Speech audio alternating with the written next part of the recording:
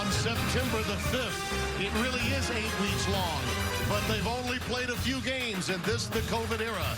The biggest game in the Big 12, Iowa State and Oklahoma State. This game will establish a narrative for the Big 12 title today.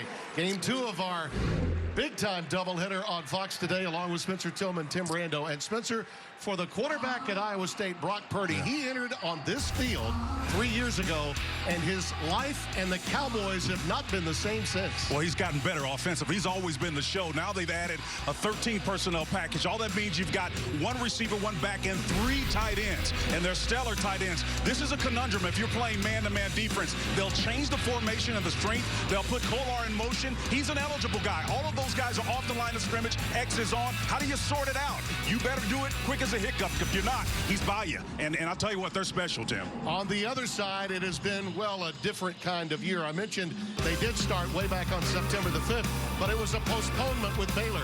So the game had to be moved back.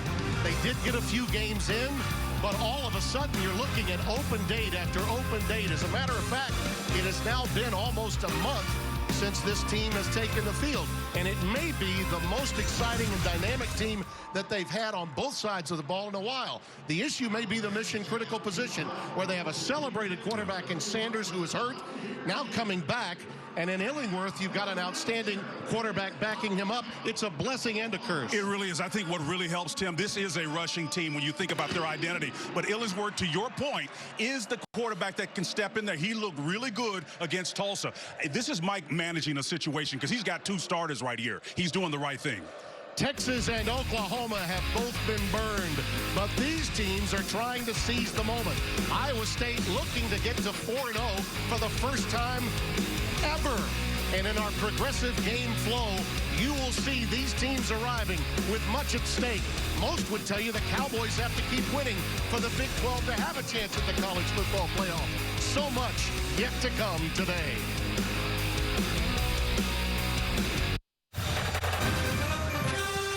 Fox College Football is powered by Ram Trucks, built to serve.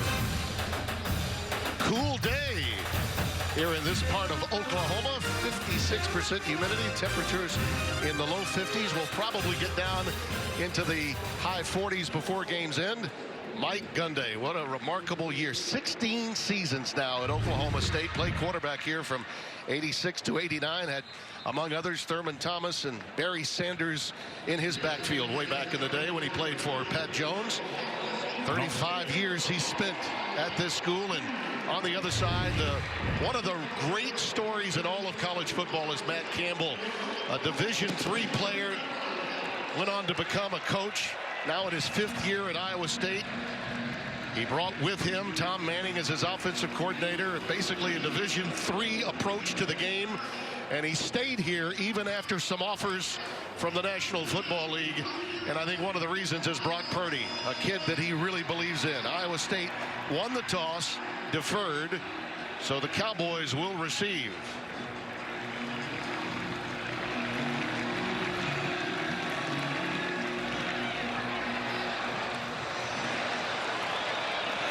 Go into the end zone for a touchback, and they'll bring it out to the 25-yard line. Take a look at the Cowboys offense as Spencer Sanders makes his way out up front. Keep an eye on Tevin Jenkins, one of the really outstanding offensive linemen, destined to play on Sundays. You'll see some of L.D. Brown, and he is the perfect complement to Chuba Hubbard, who is a Doak Walker finalist. By the way, Tylan Wallace, a Biletnikoff finalist of a year ago. This is the only team in the history of the FBS to have returning finalists in both the Doak Walker and Biletnikoff awards. And Chuba is set behind his quarterback, Spencer Sanders, as we get things underway. His first toss since the opening series of the Tulsa game. It's Hubbard and Chuba. Chews up yardage out beyond the 45 to the 46-yard line. We touched on Sanders, highly celebrated. Ohio State, A&M, Penn State, you name them, they wanted him. He is a luxury as a running quarterback to go along with the outstanding talent around him. Pace and tempo already a tactical factor in this game. And notice how they came out at Oklahoma State with play action. Iowa State so respects this running game that you can take for granted if you're Mike Gundy that they're going to honor that. Overloaded the box and then came back with the screenplay to your nation's top rusher from a year ago. That was Dylan Stoner on the slant. And it's Hubbard again. What patience. Wow. You know, we made this comparison. Some have mentioned Shady McCoy, LaShawn McCoy, that Hubbard reminds them of him. I'm going to go even further back. Dwayne Thomas from the 70s of Dallas Cowboys fame. Man. Playing in that Super Bowl against Miami. Number 33, a very different guy, but he has a smoothness, Spencer, to his running and a patience in the way that he attacks the line of scrimmage. Inside the 40 to the 37-yard line, Jake Hummel with the tackle, number 35, for this Iowa State defense that has really performed well for John Haycock, the veteran defensive coordinator for the Cyclones. Hummel just got a taste of how Shane can convert from that smooth guy you're talking about to a bull. He just ran right through him. Again, Loman is going to win that. That Will linebacker has got to be stouter than that. L.D. Brown out of the shotgun is now in the backfield, and that pass is overthrown, intended for Braden Johnson, who's the fastest of the wide receivers. This Cyclone defense up front, Awar Zaricki. Keep an eye on any Awar Zaricki. And that linebacking core is going to be really challenged today by the skill positions of Oklahoma State. Tylan Wallace with his first reception of the day. Anthony Johnson shoving him out, the cornerback, number 26, junior from St. Petersburg, Florida. Casey Dunn, offensive coordinator, Mike Gundy doing a great job of painting the breadth and the width of the field early in this one, putting stress on this Iowa State defense, making them cover every inch of it. L.D. Brown has moved back into the backfield, and he'll take it. They love getting to the edge. Both of these teams do. Zach Peterson makes the stop, number 55 at defensive end. Touched on that defensive front.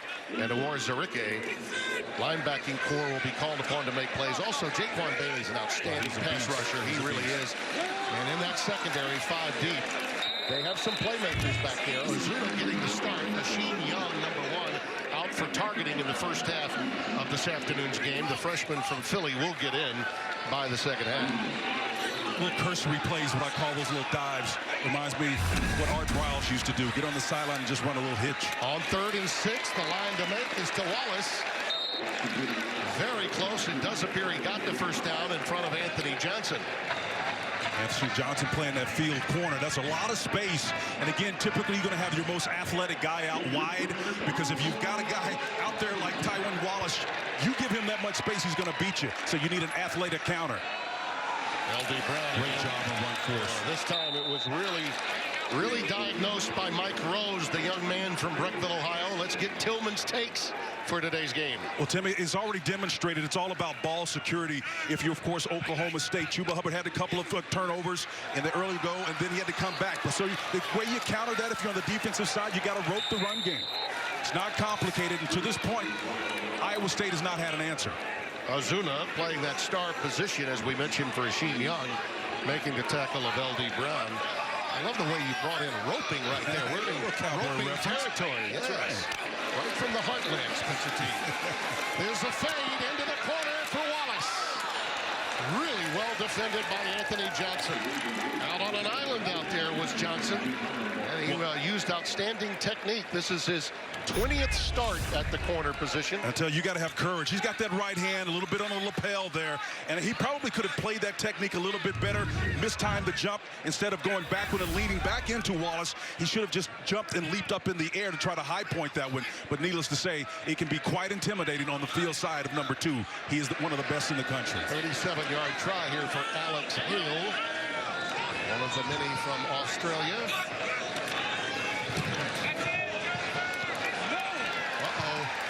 It did shank to the right. Wow. So an outstanding drive that stalls, and the inability to get the 3 in what could be a very close game is something to remember. Nothing wrong with the spot. Just could not get it through. So the ball turns over to the Cyclones after the missed kick, and the ball will be set at the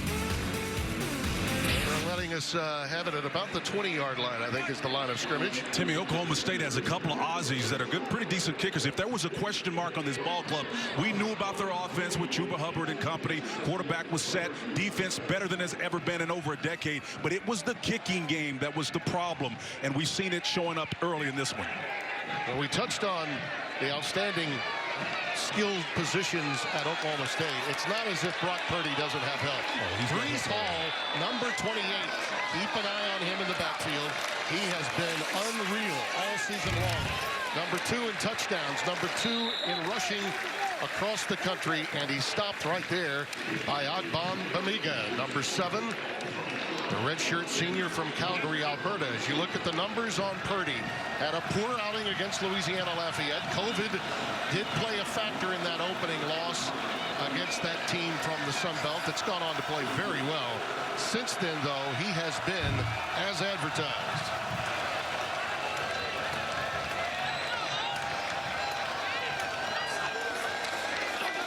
On 2nd and 6, there's the quick cross. Caught right at the 30-yard line.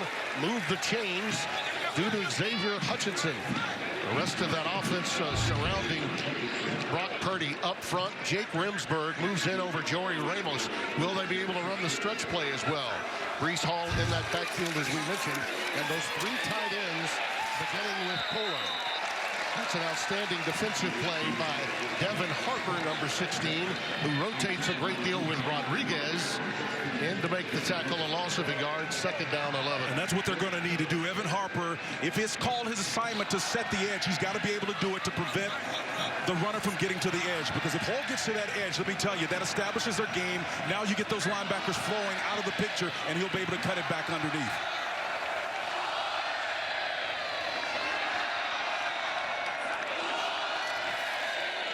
Down as Purdy on the crossing pattern to Chase Allen, one of the troika of tight ends. It fell incomplete. On the field is an incomplete pass.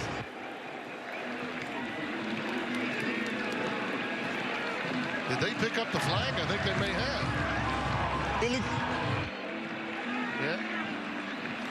And this formation is going to be a problem, Tim, for these tight ends when they come in, 3 of them. That's Tuda Salam, who's our referee today. There was a flag thrown. It's still down at the 27-yard line. Yeah, they're trying to sort out who these tight ends are when they come on the was field. an incomplete pass. Illegal formation. More than 4 players lined up in the backfield. Offense. The penalty is declined. 2nd down. Tim, I can't overstate how significant that's going to be, because when you've got 3 tight ends and they have 2 of them off the ball, one of them has got to be on the line of scrimmage. So here's a take a look at it. You've got one receiver, the X up top, off the ball, and then if you've got guys in the backfield and you got the tight end, he's technically in the backfield. If his head is behind the waist, he is technically that 4th guy. 3rd down 11. And again, you see the double tight end look. Everything in tight. Oklahoma State brings 5, and Purdy pulls it down. And a shoestring tackle by Bundage. That's the great pass-rushing redshirt freshman from nearby Edmond, Oklahoma. And he'll play it in a variety of places through the course of the game. Well, Calvin is an excellent athlete, and you're going to see a lot of speed up front. But here's just a shoestring tackle, and Purdy's pretty fleet of foot, man. I'm telling you, he's athletic. He's a dual-threat quarterback in the strictest sense of the definition. But, Timmy, let me tell you something. This defense of Jim Knowles, the defensive coordinator for Oklahoma State, is top shelf. Joe Rivera will punt it away. A high, tight spiral. Backing Dylan Stoner up to his 13. Sheds 1 tackler. And now runs into a bevy of Cyclones. Up to the 17-yard line. That was a nice 50-yard boot.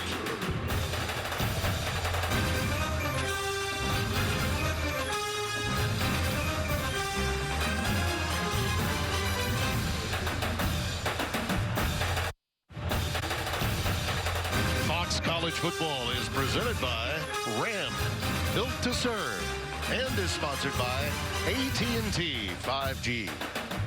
The great Barry Sanders, we mentioned he was a teammate of Coach Gundy's. Actually was a backup to Thurman Thomas. Yep. They also had a running back, Garrett Limerick, and Hartley Dykes was on that team. Here's Chuba. Chuba's an elite, went over 2,000 yards rushing. Quick story on that Barry Sanders. I remember Switzer coming down the hall in a meeting one time and said, hey, look, you guys know about 34, right? But you don't want that guy right there to come in. And that was when Sanders was the backup to Thurman Thomas. Keep 21 off the field. Yeah. Sanders, he can throw it on the run, has it picked. It's picked off. Taken out of the air by Mike Rose. 6'4", 245-pound linebacker. Birchville, Broadview Heights. What an outstanding job by Mike Rose, the Sam linebacker. He's going to keep the presence of mind to track that ball once it gets tipped in the air. A lot of time the eye discipline gets to be a problem, but watch him zero in on this ball and track it all the way down and hauls it in. Spencer, it's Eisworth, number 12, an outstanding safety who tipped it. Senior from Grand Prairie, Texas, by way of Trinity Valley Community College. He tipped it into the air, and Mike Rose comes away with the pilfer. So the first big break of the game comes for the Cyclones. 1st and 10 with the ball at the 26. Reese Hall, the setback. And you see the tight end, Sainer, in motion into the slot. Oh, Purdy read that so beautifully. Look out. He did that to them 2 years ago here. Left and right and left and right. Now, last year, of course, Oklahoma State got the better of it. It's about running away from the numbers, Tim, and he's counting them at the line of scrimmage. This is just instinctive football. Purdy doing what he does extremely well. Let me tell you, I think this guy is just like a lighter version of a Tim Tebow. More athletic. I think a much better arm. That's just my personal opinion, but he's got command of this team. And so now on 2 drives, 15 plays of 55-yard, ended in no points, an interception on the second drive for Oklahoma State. They are struggling now. They're going Wildcat with Breece Hall taking a direct snap. Yeah, They've got a flag. And see, they got to be mindful of how they line up, man. It's going to be a problem, Tim. They got to sort that out.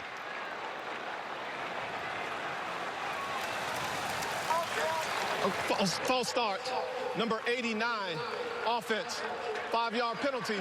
1st down. I was on one of those shifts by Sainer. Yeah, Sainer, again, is one of the 3 tight ends, along with Chase Allen, of course, and then Charlie Kolar.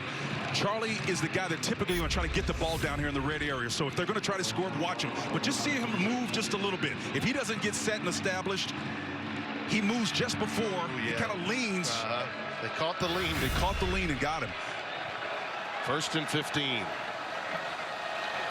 Now they set Kolar out there, you see in the slot. Nice job. Breece Hall, he can make a man miss. I think that's the big key, is the ability to get past one and then yards after contact, which are plentiful generally. Trey Sterling, number 3, the junior from Sunnyvale, Texas, with the tackle. I like the subtleness of Hall. He kind of runs and leans, and then at the last moment, he doesn't give you 100% of his body. He's got a unique style. He kind of reminds me of Marcus Lattimore, the old Gamecock that we talked about that had a similar style. Unfortunately, his career was ended short because of injuries. Didn't ever play a game at the next level with the San Francisco 49ers, but boy, he sure could burn it out in the SEC. 8-yard pickup. Here comes Hall. And it's a play fake to him, and Purdy will go for the edge for the pylon touchdown.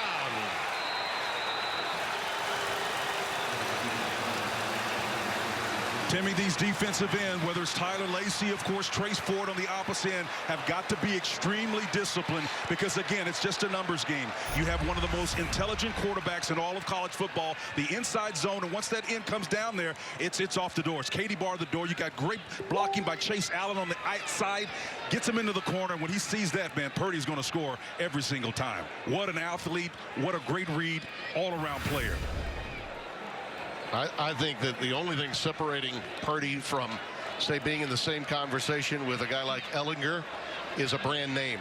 Well, you know, if you have him play, he could play anywhere he wants, but I think he brings a lot to the table, similar to what Ellinger has at Texas, albeit they have 2 losses and Iowa State has none so far in the Big 12. Can I tell you something? Yeah. He's better. Yeah, I agree. I do.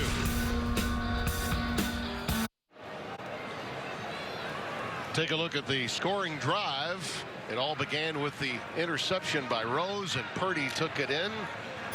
3 plays, 26 yards, and that's the tip right there by Eisworth that really allowed the play to be made by Rose. And at that point, the Cyclones knew what to do and just let number 15 handle it the rest of the way. Cameron Shook, number 94, handles the kickoff. Chores. It comes down to Braden Johnson. He's a speed merchant. Runs into trouble up around the 18-yard line, and that's where the Cowboys will take over 1st and 10. Have a nice long drive, but it led to a missed field goal of 37 yards. And you get the feeling, Spencer, even though both of these teams really believe that they have solid defenses, there are just too many playmakers to keep this score low all day long. That's right. That drive you're talking about was 55 yards, and it, of course, ended it. It's a 6-play drive. Nice drive, but it ended in the missed field goal. And then, of course, the interception. So you've got 2 nondescript opportunities on offense. Chuba Hubbard. And again, this is what Iowa State does. They tackle well in space. Lawrence White, the 4th, number 11, senior from Bakersfield, California, Ridgeview High School. You know, Ryan Vance in there too, number 34, the inside linebacker. These guys are active. Quick drop, and they go to the tight end, Jelani Woods. He's out for a first down to the 30. Arnold Azuma on a stop, but again, Oklahoma State showing you how they can deploy and get out there and get the matchups that they want. You know, one of the best in the business, Mike Gundy, at getting matchups in real time. He's just, you can't do it because when they don't huddle up, it's tough to get your personnel matched up. His eyes and ears. Upstairs, Casey Dunn, who's been with the program for 10 years. Good penetration that time, as you mentioned, Spencer. Hubbard stopped at the line of scrimmage. It was Uwazurike that got through there and disrupted the play. I'll tell you, Mike Rose, I believe, was in there too. Again, all of those guys up front, Uwazurike and Isaiah Lee, the nose tackle, very aggressive up front, but they play with discipline, Tim. You won't see them vacate areas and leave pathways for Chuba Hubbard to exploit. 2nd and 10. Hubbard. And again, outstanding recognition by Jake Hummel, number 35. Against Texas Tech, he had career highs in tackles, 9, 7 solo. His 2nd game this year with 9 tackles, also had 9 against TCU. Hubbard remains in the backfield on 3rd and 6. Sanders finds his man. That's an athletic maneuver there to find Carter, one of his tight ends, Logan Carter, rolling left, throwing across his body. Well done. Jaquan Bailey, the defensive end, number 3, had him dead to rights, but again, it's a game of inches. You can see Bailey comes around. He has to wind up. Those big guys, kind of like aircraft carriers, they don't turn quickly. He had to turn around and get it upfield. Came up short. Iowa State only bringing 3. Plenty of time for Sanders. The shallow pass to Stoner. And again, outstanding work by Eisworth, the strong safety. He comes up, and one of the things I noticed in film study this week, Tim, he plays the run extremely well. You can see him open field tackle there, but he will also put it in your watch pocket on those short end runs as well. 2nd and 9. Hubbard burrows ahead for about 2. Zach Peterson, number 55, with the stop. So a 3rd down and relatively long coming up for Sanders. Now, we were told by Mike Gundy to expect to see Shane Illingworth as well. Sanders, to this point, in his 3rd series, 1 a turnover, 1 led to a missed field goal. Plenty of time. Looking long and overthrown. Stoner led a little too far. Had a step on his defender, Datron Young, number 2. The junior from Delray Beach, Florida, trying to keep track. It'll be a punt formation coming up. Timmy, those were mirroring routes on either side. The sack formation looked exactly the same. Atron Young did a fantastic job of just not letting the inside receiver get over the top of him because it was a speed route from the beginning. Great defense. Tommy Hutton will punt it away, averaging 41.7. His career long a 62-yarder against West Virginia. And yes, we'll use the left foot, go that way, and fair catch is called inside the 5-yard line by Eisworth. Cyclones get it done, mano a mano, in space. You gotta make the play. Cyclones getting it done early.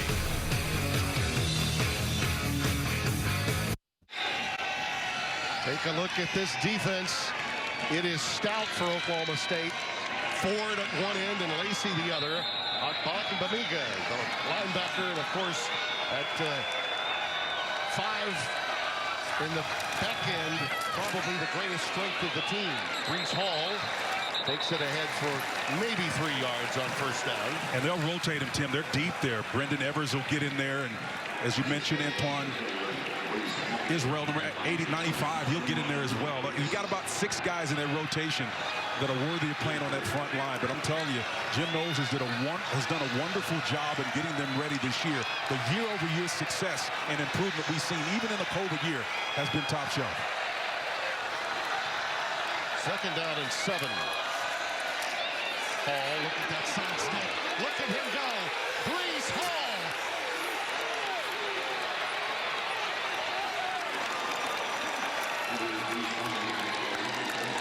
Finally, Rodarius Williams, the redshirt senior from Calvary Baptist in Shreveport, able to run him down along with Bernard Converse. Yeah, Jarek, Bernard Converse, number 24, is the other corner. But the point that you're making, Tim, is noted. Those are two cornerbacks. Going to be the fastest guys that you have in your arsenal. And 28's able to run from them. Then have the presence of mind to high point that ball in the back end, a la Tiki Barber. Watch it. He feels the pressure coming, and he carries it high and tight at the last minute. You're not going to catch this one here because I'm going to protect it from you. That's outstanding football, young man.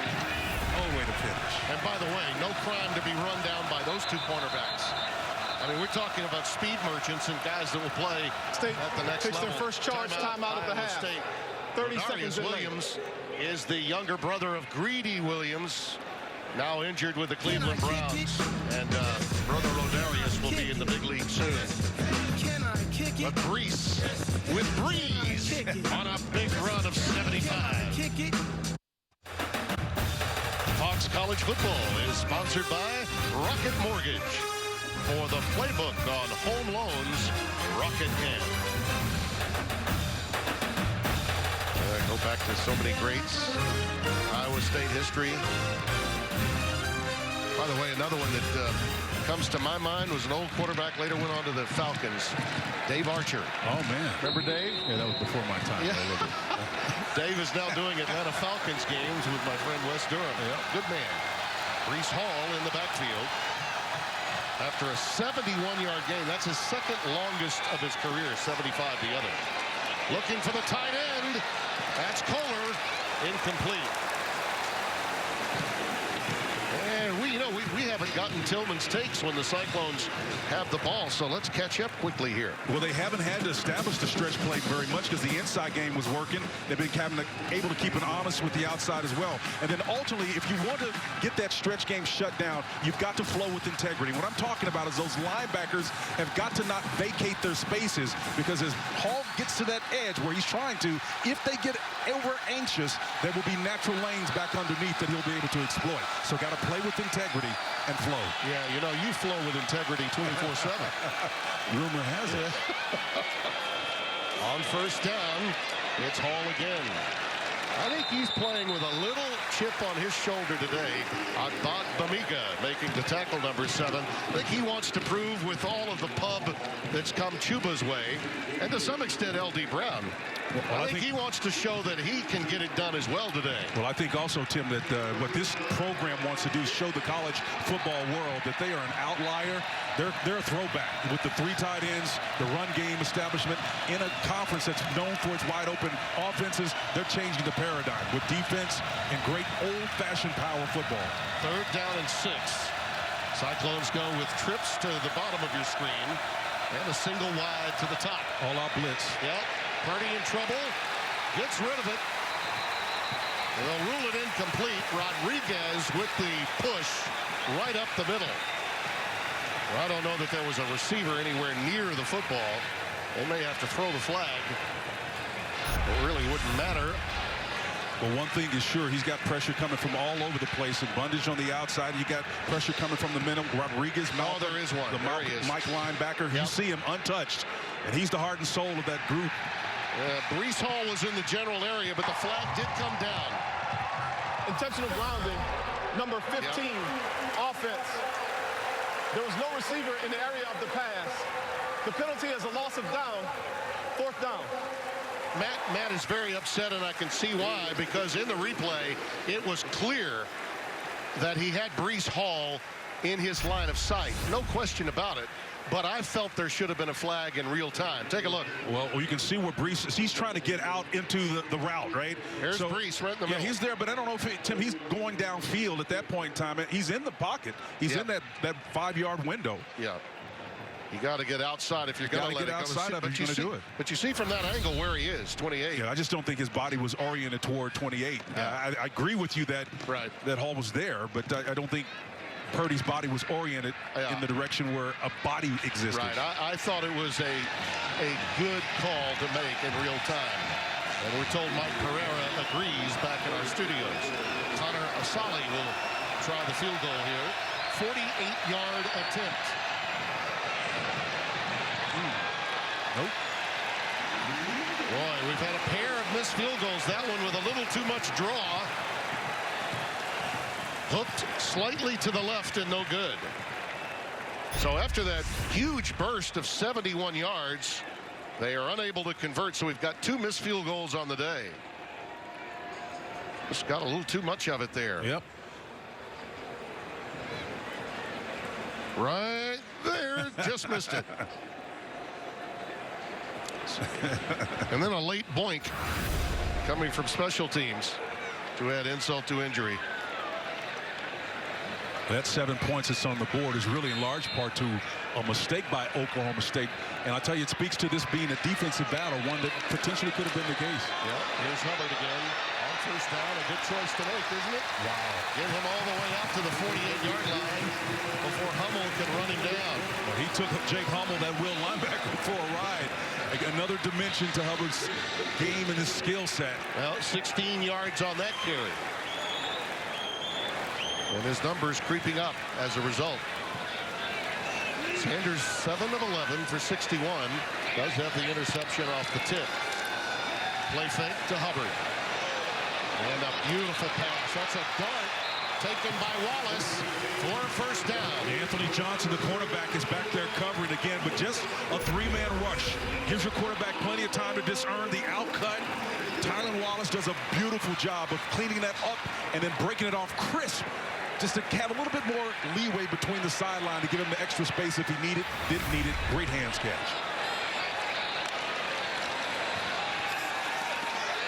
Right down the gut. Seam route. It will be a touchdown. Jelani Woods.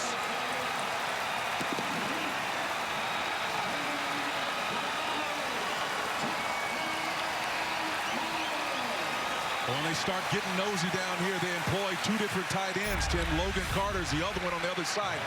See when Woods goes up. Again, just a 3-man rush. You're going to have to bring more to deal with this Mike Gundy offense. You know, Casey Dunn has done a tremendous job of integrating the tight end in there. I think he does get in, Tim. But more importantly, I think Iowa State's takeaway is we've got to bring at least 4, maybe even 5 to affect this quarterback. No ring down from Jack McDonald, the replay official, as yet.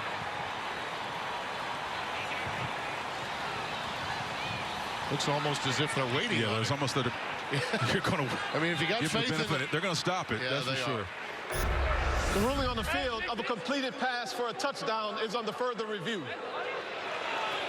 Well, you know what, Timmy, from that angle, that right knee was down, but I think if you look from the side, I think his body may have been down. Let's get another angle. The issue here in this stadium is we don't have the ability for a cart camera because of the proximity between the stands and the sidelines, so you're not going to get a better angle than the one we've got. Yeah, I don't think they're going to be able to overturn this, but I do believe that clearly the right knee here is down.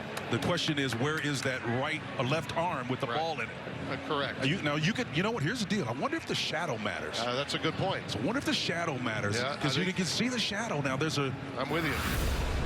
And by the way, we wouldn't have seen the shadow earlier. Yeah. It was overcast. Yeah. The things you think of when we're on the road. I wonder if Mike ever known the shadow's been introduced as a factor. Only the shadow knows. Only the shadow knows. Very good reference. I got that. That didn't get past me, Tim. Only the shadow knows. Well, Pereira's old enough to remember the shadow knows.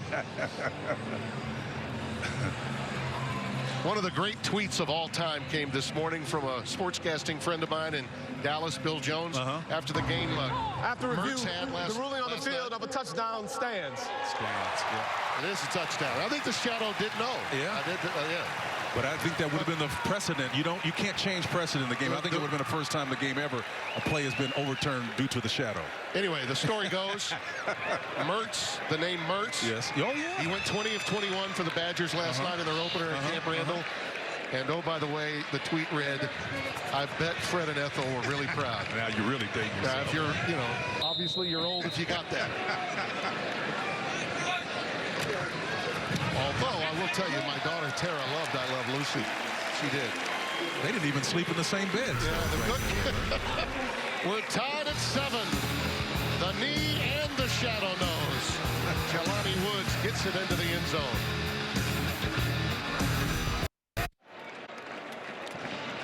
Seven to 7 our score. Tim Brando, Spencer Tillman, game number 2 of a tremendous doubleheader. Hope you all enjoyed that win for Ohio State over Nebraska, with the exception of our friends in Lincoln. But it's great to have the Big Ten back here in the Big 12. A completely different story. They were the outlier conference that decided to play non-conference games and start the opening week of the season. They've navigated through some cancellations and postponements. And Oklahoma State, after almost a month off, getting its first opportunity against Iowa State, and what could be a game that sets up the narrative for the Big 12 all year long. Timmy, here's the release by the tight end here. When you got a single safety, the numbers in between the hash should be the release. He gets width and goes right past the defender. You're looking for help on the second level. I think probably what happened is their coverage was compromised, Timmy. Mike Rose, the Sam linebacker, should have had him in coverage because there was absolutely no one back behind him. The width, the release, and to take advantage of what looked like zero coverage. There was literally no defender on the back end. Great job of discerning that from the quarterback standpoint. 1st and 10 after the touchback for Brock Purdy. Breece Hall remains in the backfield. We have not seen today Nwangwu yet. Here goes Purdy again. Much like Sanders, an extra running back at times out of that zone read. Malcolm Rodriguez, number 20, with the tackle. Yeah, 8 of 9. You feel bad for guys like Malcolm. You know, he's a linebacker, he's active, but you know, Purdy does a tremendous job of just discerning what to do, eyes, and then that quick head fake. He looks like a running back. 2nd down, a yard to go. Love this, getting him the play that he wants. He's got good numbers here on the right side. Could be the last play of the quarter.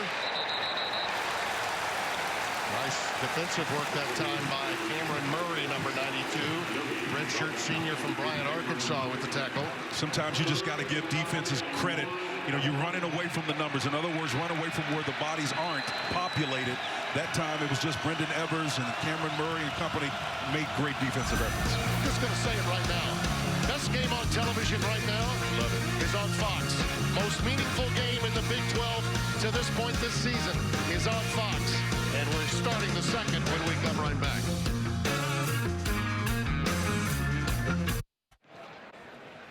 Take a look at our team comparison brought to you by Credible.com. And listen, Spencer, we thought this one would be close, and this stat comparison certainly illustrates that. Well, stats come at a good time. Now, here's the interesting thing. Iowa State, 119 total points. 54 of those have come in the second quarter. All in Nwangwu in the backfield together. It is Hall on 3rd and 1 to open play here in the second quarter. I don't think he got it. Yep. Arvell Peel coming up along with Ogbog Bamiga to make that stop, but I believe they're going to be in a punt formation now. That's an outstanding stop. 3 downs with only a yard to gain, and absolutely. they couldn't get it. No deliberation needed there. You certainly, against this defense, got to punt that ball away. Now, Oklahoma State's defense has only given up 7 first downs on 45 third down attempts by their opponents. That's 15%. Okay. Now 7 for 46 after that stop. That's pretty amazing.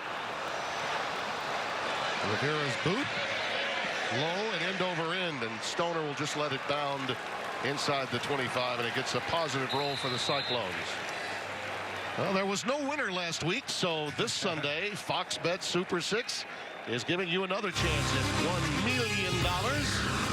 You can play for free right now, so download the Fox Bet Super 6 app and make your picks for Sunday's games for a shot at $1 million.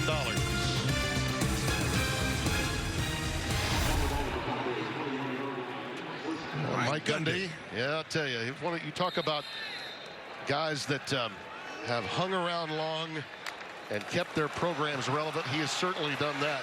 But Chuba Hubbard ahead for maybe a yard or 2 here. Think about it, Spencer.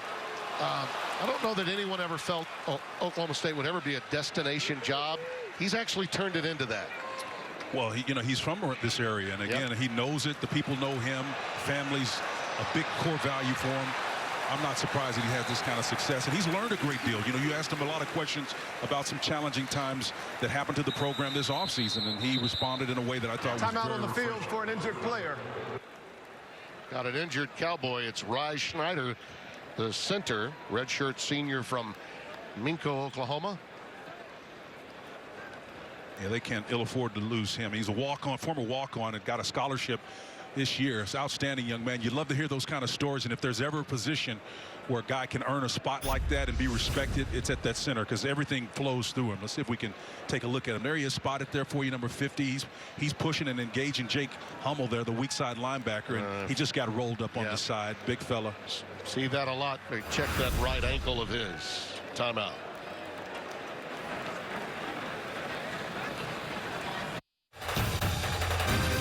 Fox College Football is powered by Ram Trucks, built to serve.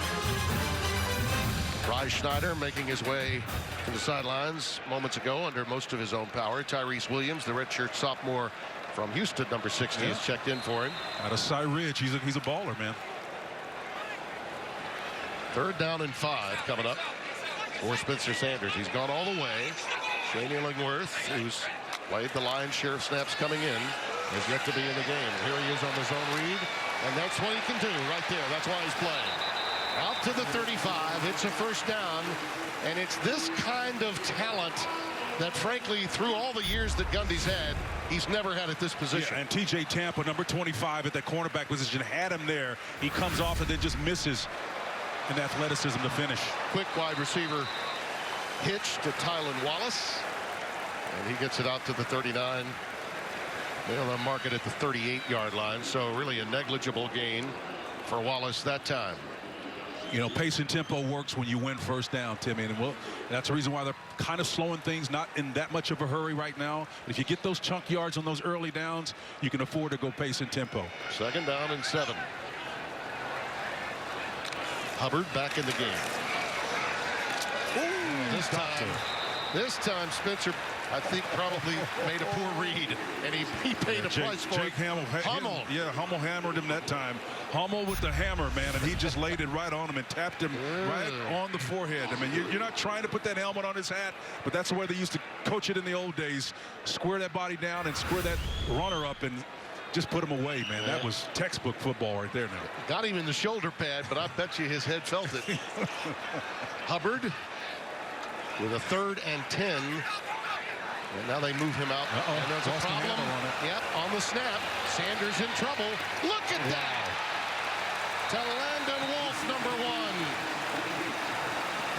1. Young man from Tulsa, Oklahoma with the grab. And that's, again, what Sanders presents that others haven't here in Oklahoma State. These Central Cardinals in Tulsa excited about this play he just made. And then how about the presence of mind for Sanders to come back and find him? Wolf, again, the quick hitch, and the marker comes down. I want to go back to that previous play and show you the presence of mind. Clearly, you got a new center in there. He was surprised by it, but then this ad-lib job, a thing of beauty. This is after his eyes were down away from it, and then he has to re-identify where that receiver is on a long developing crossing route. That is athleticism and just awareness of what your scheme is asking of you. Outstanding. Flag down, and we'll check the marker here with Tutas Salam. Holding, number 8, offense. 10-yard penalty from the end of the run. 1st down. So it does not affect the 1st down, but penalty from the point of the foul backs him up to the 47-yard line. That skill set that you just saw Spencer demonstrate was when a guy is able to take his eyes off coverage and then relocate the would-be receiver. That's special. Rye Schneider is back in at center now. They got him right back out there. What a move in the pocket. Yeah, he almost broke free, didn't he? Well, it was Zaruke. Well, there's virtually no game, maybe one, but I'm telling you, the fact that he got out of that one, that's smoke through a keyhole right there now.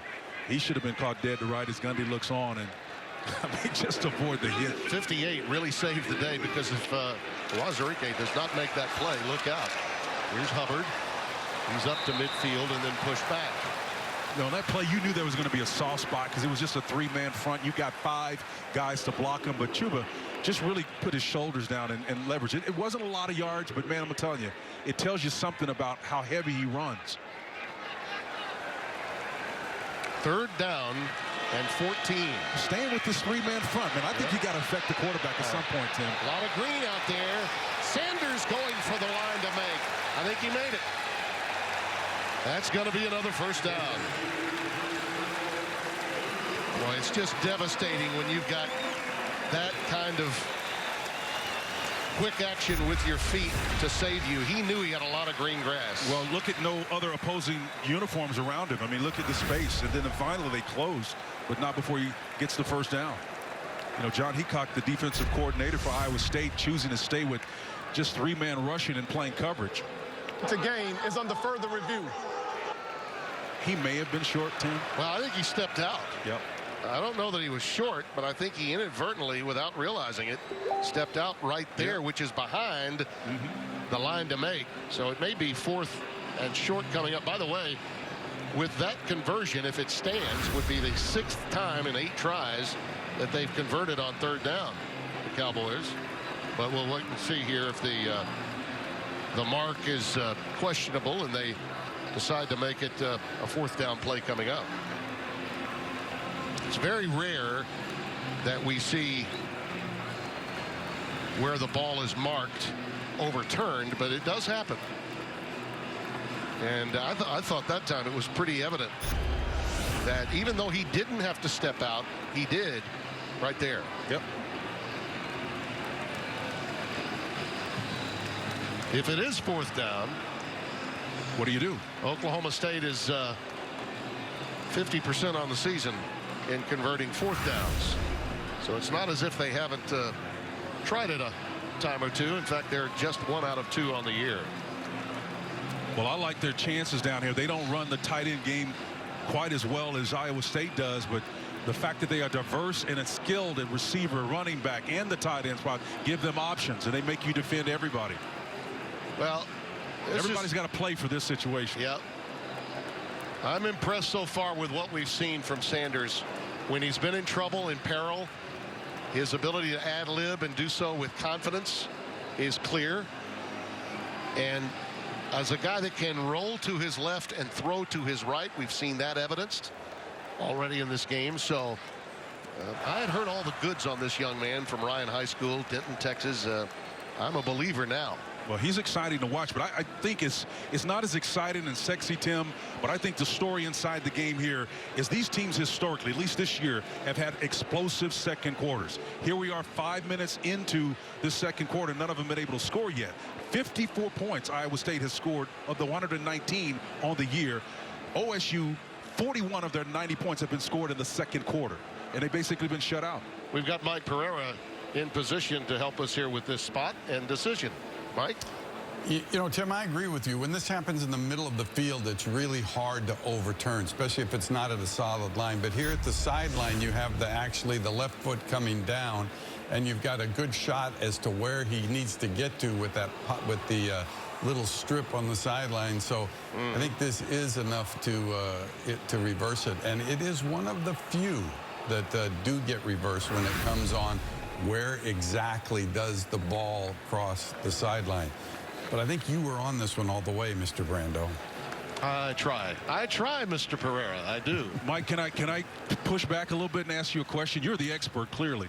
But how does that materially different than when you are a tight end and you're down on the end zone, you don't have the benefit of that low-angle shot to declare whether or not the ball crossed the line? And I know how it was called on the field, but so how is that call different than this call? We see the foot, but you still don't have the other angle to confirm it in terms of where the ball was. And I think, though, just when it is the sideline here, then I think you have the better opportunity to overturn. And by the way, it's like a guideline of 2 minutes. It sure seems like it's been a lot longer than 2 minutes. And again, that's just a guideline. You know, but to me, when you're just trying to piece. After review, when the runner's left foot was out of bounds, the ball was short of the line to gain. The ball will be placed at the 36 1/2 yard line. It will be 4th down, Oklahoma State. Clock operator, please reset the game clock to 10 minutes and 37 seconds. Thank you. And I think just to finish that thought, when it's just one action that you're talking about, foot versus the ball, all in one shot, no pylon to determine anything there, then I think it's at least easier at that point. Yeah. Well, we do have a fourth down decision to be made, and since we've had missed field goals, and this would be a long one anyway, why not go for it? And as you mentioned, Spencer, they've got a lot of artillery in that backfield, including Hubbard. They're going to close formation. This is inside run. And he'll take it. And oh, by the way, you don't want him to get to the second level. He'll get pushed there, whether the Cyclones like it or not. It's a first down, so the Cowboys are now 2 out of 3 on the season in fourth down conversions. Yeah, this is just mano a mano. They're saying, hey, guys, we're going to come with 3 guys in the backfield and just try to beat you with numbers. Our guys are bigger, stronger, faster. At least we feel they are, and they got it. They won that one. Outstanding call, and that's just confidence, Tim. People talk about not having a lot of actual game time experience because of schedule. They have confidence in this group. Hubbard. Look at him stay alive. Chuba. Chew on that. How good are you?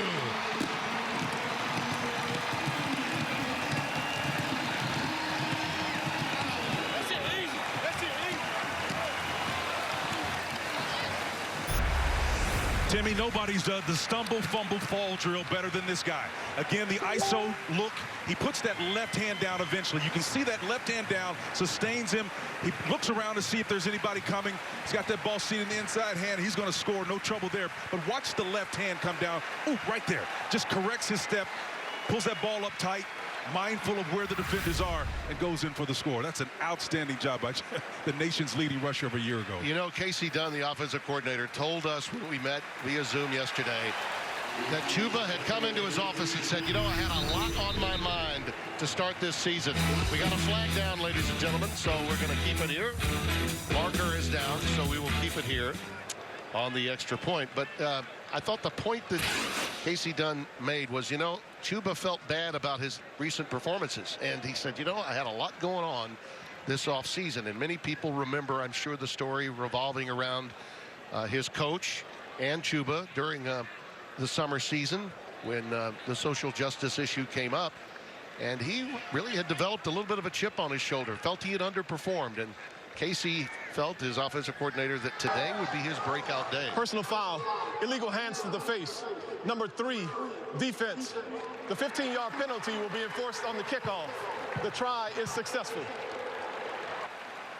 Well, a double whammy there. We'll take the break now. Chuba. Yes, sirree. I'd say he is ready to break out, wouldn't you?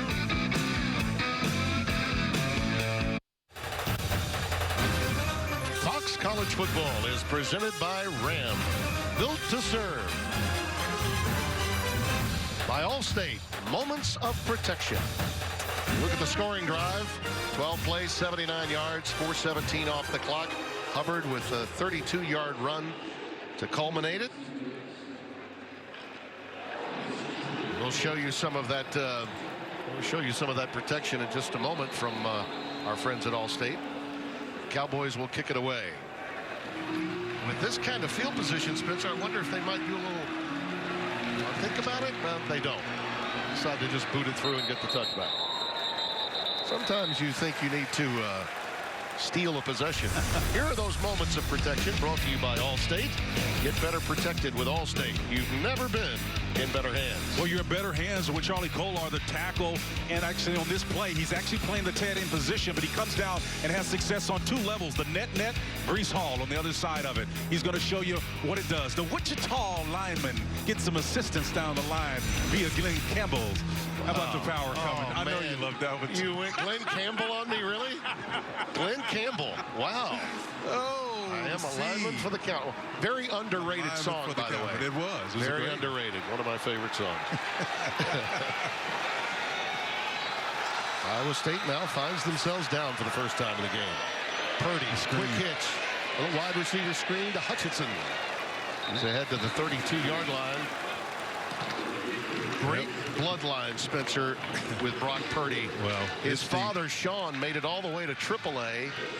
And in fact, he was a AA pitcher in 1995 for the Shreveport Captains. Really? Had the best record in the Texas League.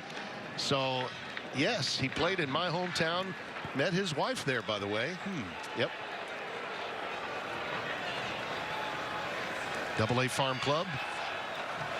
And he made it all the way to Phoenix in the Giants organization. Did his dad.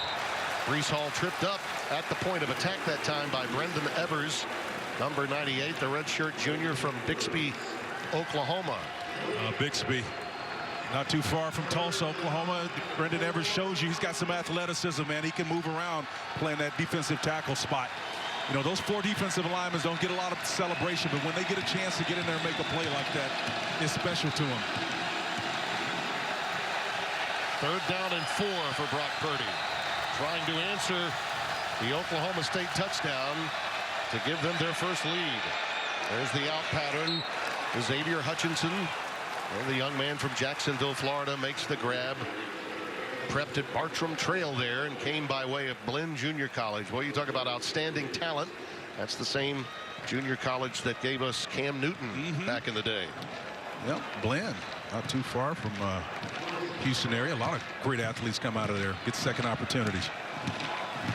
Chase Allen is checked into the game. See him in the slot to the bottom of your screen. And he's in motion now. Uh-oh, look out. Allen right there. The turf monster got him, or that would have gone for even more yardage. He stumbled at midfield right as he caught the ball. Everyone went with the read to Brees Hall on a stretch play, and it was wide open for Allen. Yeah, the 3-sport athlete just slipped out of there. And again, I think what made that work was just the Brock Purdy execution, selling that ball, meshing downfield. Everybody's body language coming toward the line of scrimmage, which made it a more distinctive and easy throw to make. He was wide open.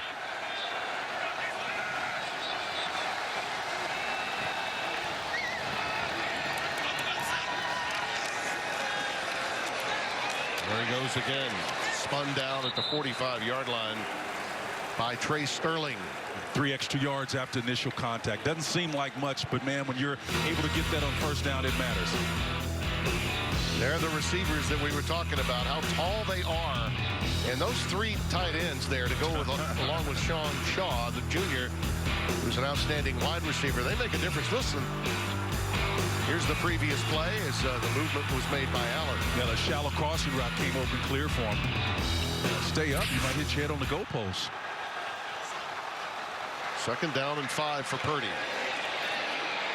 He feels it, doesn't he? Overthrows his man, Kohler, but he felt the pressure coming, almost called his own number and decided to tuck it and run, but he knew it was breaking down. There was good pressure off the edge that time. But watch what he does. He puts himself in that point where he's got a nice soft launch point. He knows the pressure's behind him, knows he's going to get hit. Those tackles can't keep those guys off point for very long. And he stands in the pocket, sets his feet, and delivers. 3rd down and 5.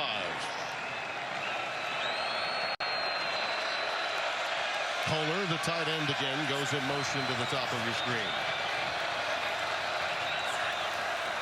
See how they handle this man coverage. He goes with the quick slant to Kohler. I think he's shy of the first down by a couple of yards.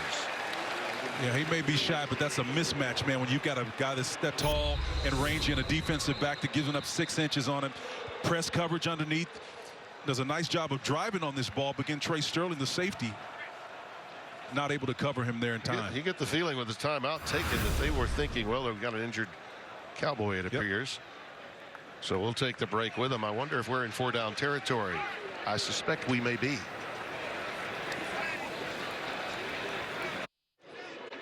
Coming up next on Fox, it's Game 4 of the World Series. Catch Mookie Betts, Cody Bellinger, and the Dodgers as they take on the Rays. Coverage begins next on Fox and the Fox Sports app. Furious against Yarborough, the pitching matchup with the Rays looking to even the series at 2 games apiece. Joe Buck and Smoltz will have it for you. And, of course, a cavalcade of others. They are going to put it away. How about that? Respect. Yep. Joe Rivera will do the honors, looking to play some field position here with Dylan Stoner waiting for it inside his 10 at the 9. That tells you a little bit about Iowa State's philosophy on how they go about winning. They really trust their defense. Absolutely. They trust their defense, and also they trust their offense, Timmy. They're not going to hurt themselves. In some ways, they remind me a lot of how Kansas State is set up and wired, at least from an offensive standpoint. I agree. Outstanding tight end play, quarterback play, mobility. It's an NFL philosophy, really. No question. Mitigate risk. They will take some shots. I think they're like third in the conference in plays that are explosive over 35 yards or more. So they'll take shots, and they're capable of it because they spread you so thin with those unique packages, the 13 personnel, 3 tight ends, 1 running back, 1 wide receiver. It's outstanding, tough to cover. See the numbers on Sanders and Purdy right now. Sanders the better of it.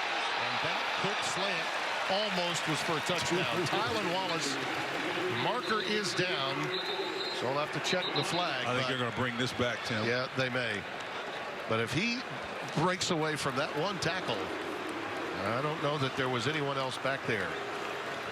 As you like to say, there was zero coverage. Nobody's. Ineligible player downfield on the pass. Number 72, offense.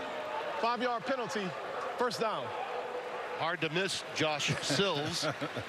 Sills is a redshirt junior from Sarasville, Ohio, the left guard. The guilty party there. He's 6'6", or 235, something like that. I mean, 335. It's hard to miss him.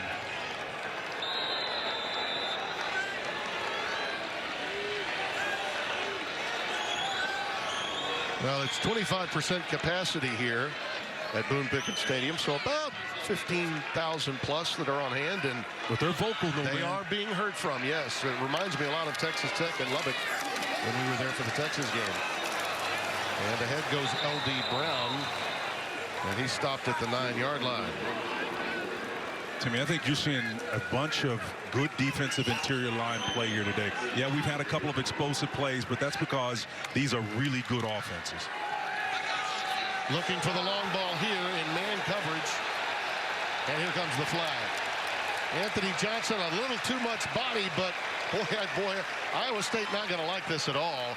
They felt there was jousting on both sides between he and Tylan Wallace. That's your best corner against their best receiver, mano a mano. Yeah, the junior from St. Petersburg. He's about 6 foot 192. You know, he really didn't have to do that. He was trying to play that sideline and take it away from him. But anytime you get contact downfield like that, it's going to be an issue. He did turn to look at the ball. He turned to look at it, but you know what? Where his body was. After discussion, there is no foul for defensive pass interference. Third down. You know, I agree with that, Spencer. I do. I do too, but Tim, I was just saying if it was going to, it could have gone either way, because when you turn, you want to maintain your ground where you are. When you start drifting to the sideline to force him out of bounds, that's where it gets tricky, and you're tempted to call that play if you're an official. You know, fans, I know, and Twitter goes wild whenever we say it, but based on, you know, the things that we are told, based on when calls are to be made and when they're not, and now we've got another flag down. Could be a procedure penalty. But again, when you're in man coverage like that, playing the ball. False start. Number 2, offense. Half the distance to the goal. Third down. Should never happen. The receivers got to hold your water, man. You come off the ball like that, and they're going to catch you every time. And Anthony Johnson doing a little woofing. Yeah, I got you, man. He's still smarting because of the other play. You know something else, too, that when they're chirping at each other now, they can really hear one another. A lot of times when the place is full, you can't always hear the trash talk, but you can in the COVID era of college football. L.D. Brown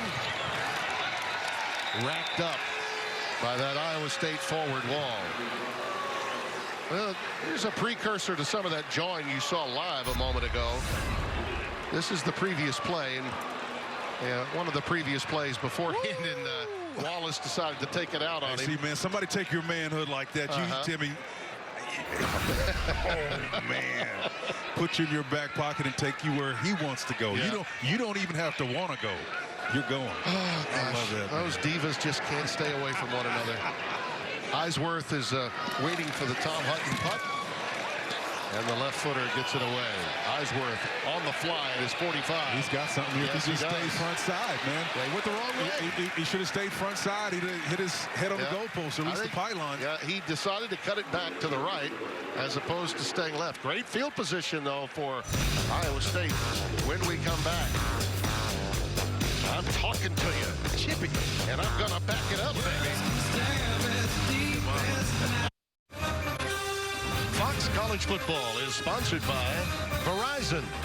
The network more people rely on gives you more. There's Seneca Wallace. Went on to win an Independence Bowl, by the way, in my hometown a few years ago. Wallace is also very impressed with his Cyclones team this year on the defensive side of the ball. He said this week that they're expecting such great things as other schools come to Ames. Was that picture you said of Dan McCarney at the I Bowl that year? That's right. You interviewed him before the game. I remember that. Wallace is now a restaurant owner in Ames. He said it's time for us to ride the wave. This is our year. I tell you, both of these proud programs feel that this is their season, and in a lot of respects, Iowa State's wart that came from that loss to Louisiana hurt them in terms of national appeal. I had them number 6 before the season began. I thought they were a national sleeper. On a quick slant to Hutchinson, he's ahead to the 32-yard line, about 1.5 yards, it would appear, shy of the first down. Well, you're absolutely right about this being a special year. This is a first top 20 matchup between these two teams. You got to go back to 1976, and I guess Terry Miller was how about running the that? football. And, a mighty might. Yep, finished second in the Heisman that year. You remember who finished first? That would be Earl. Oh, yeah, would you it got not? it. Can't fool you. Mr. Campbell. Tyler Rose. Hall. Well, he's pushed back. I don't know that he got the line to make. It was Trey Sterling coming down number 3 to make the contact. Aid and abet that defensive front, which is pretty stout to begin with, but they're going to say he did get it. Just made the first down. Love this game. A nice balance of explosive plays on offense, but boy, there's some purists out there that are excited about Big 12's playing defense. It's going to be hard to make the argument that they don't play defense in this league after you watch these two play. 1st and 10. Takers in motion up to the top of your screen, 82. Purdy with plenty of time.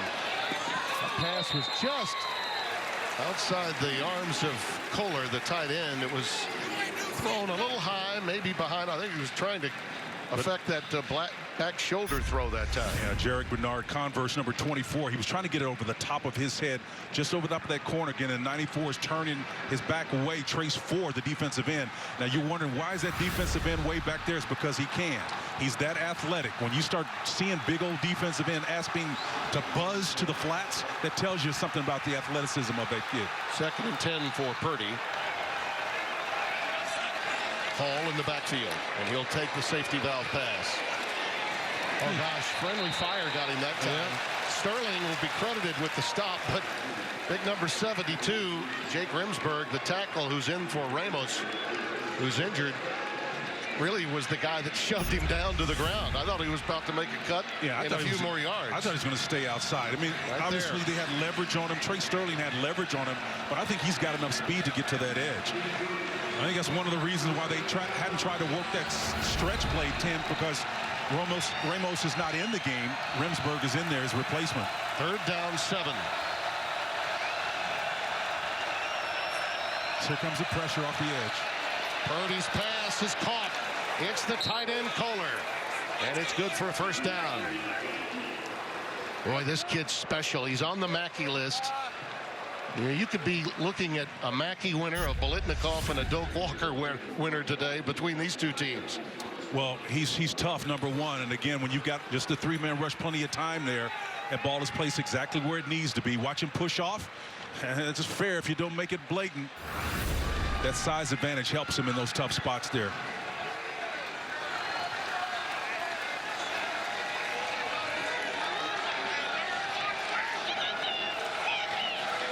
Time winding down, just over 2 minutes remaining in the opening half. Brees Hall is racked up. Tremendous penetration by Brock Martin, number 40. Redshirt junior piercing in there to make the tackle. Yeah, that play is just not going to have success. I think you're going to really missing Joey Ramos, the regular right tackle. Jake Remsburg, number 72, is just not the guy to get it done for him, at least on that play. I'm surprised they're trying to run it to the short side of the field. He's just a freshman, Remsburg, yeah, out of West Des Moines, Iowa. Prepped at Valley High School. Second down, 11. Wangwu's in the game, and he's going to tote it. Look out. He's got great speed, a real good compliment. Redshirt senior from Frisco, Texas, very quick, lightning fast back there. And Colby Harvell Peel, 31, with a stop for Oklahoma State. Well, you think about Harvell Peel, these are guys that have been around for a while. A long time. You know, you're talking about 10 out of 11 starters back. With an injury, they were down to 9 of those 11 starters, but that's one of the reasons why there's such great confidence here at Oklahoma State, too. These two teams are trending, and the winner takes a giant leap in the national narrative this afternoon. And a timeout taken by the Cowboys. Oklahoma State 1:27 takes their first charge remaining. timeout of the half. We come back to Boone 30 Pickens. seconds in length. Coming up on the State Farm halftime show, Rob Stone and the guys so busy in Columbus, Ohio today will take a look at the job Justin Fields and the Buckeyes did in their win over Nebraska. Kansas State remains unbeaten in the Big 12. Another tremendous story at the top of this list. And of course, Oklahoma, a team you and I will see next week in primetime, Spencer, against Texas Tech. Gets the job done in Fort Worth against TCU. Looking forward to that one. I will say that Martinez did look good in the opening drive for Nebraska. Yes, he did. Third down, 7. Huge play here for Iowa State offensively. Purdy with pressure, and again overthrown, looking for his tight end Kohler. You know, Kohler's got to keep coming. I know he's looking into the sun, but when he comes out of that outbreak, Purdy does a nice job knowing he's got a lot of field to work with and navigate. The tight end has to keep on coming. He breaks out. You just keep coming. And he's being held. And it's tough to break away when you're being held. Yeah, he was. He got away with one there. Yeah, he sure did. So Asali, who missed one earlier, you may recall, hooked it. 5-7 on the year. His longest, only 35 yards. We'll try another one here. 34 yards officially will be the measurement.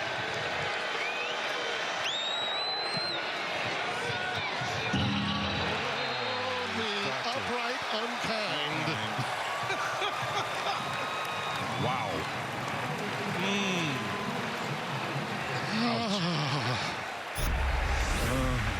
Sometimes it's the crossbar. This time it's the upright. It stings nonetheless. Yes, it does.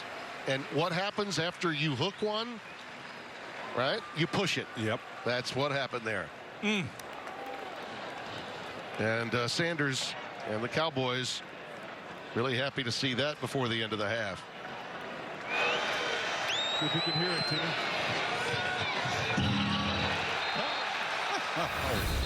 Like the one off the back iron when I'm working with Bill Raftery. Spencer? Which venue can you hear those? Oh, gosh, best? A lot of them. Rupp Arena in Lexington is one. The acoustic's good there. Huh? Yeah, because a lot of times you have mics on the rim, too. You can always hear them. Chuba Hubbard. But there is truth to the rumor that some rims are tighter than others. Jaquan Bailey makes that stop. The uprights are always the same. Rims can sometimes be loose and forgiving, or maybe not. U.S. Steel versus Florence Steel. Sanders ahead to the 21-yard line. The clock continues to tick as Orion Vance, number 34, makes the stop. See if they take a shot downfield here, Tim. It's just third, but again, it's knowing you're going to punt it anyway. He's trying to get in the right play. Yeah. It's tough with that off coverage back there. Those coverage guys are sitting down about 10 yards in a 4-cross look or 3-cloud look. This is the defense that has kind of been the rage in the last couple of years and really responsible for why this league's defensive reputation has taken an upward trend. It's tough to get the ball upfield. Yeah, I don't think you take a chance against this defense. They had the timeout to take. Takes their second charge timeout of the half. 30 seconds in length.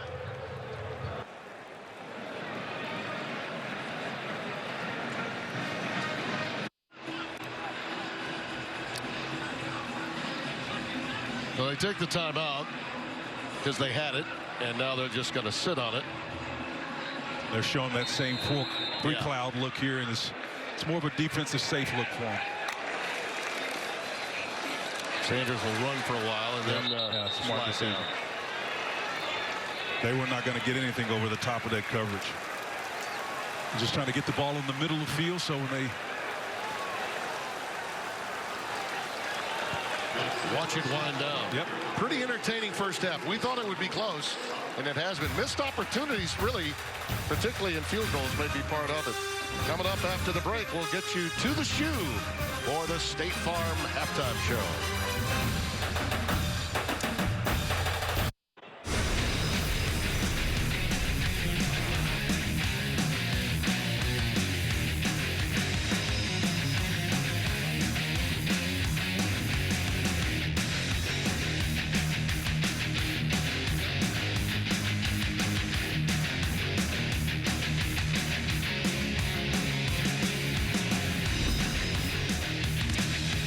College football is powered by Ram Trucks, built to serve.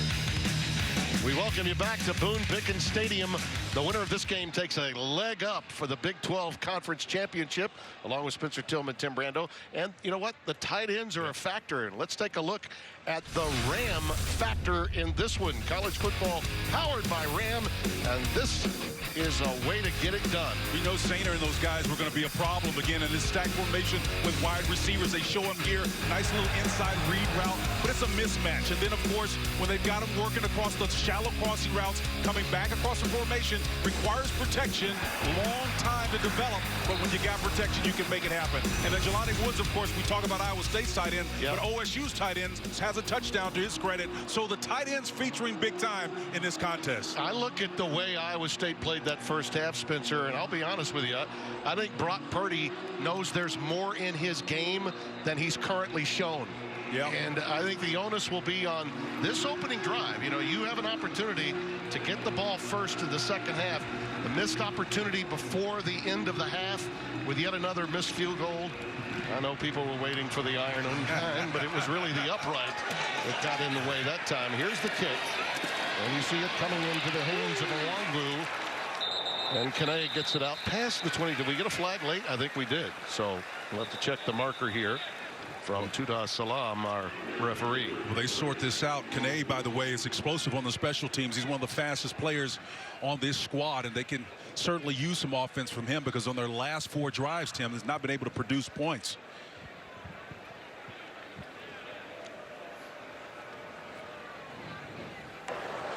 During the return, holding number 83 receiving team. 10-yard penalty from the spot of the foul. First down.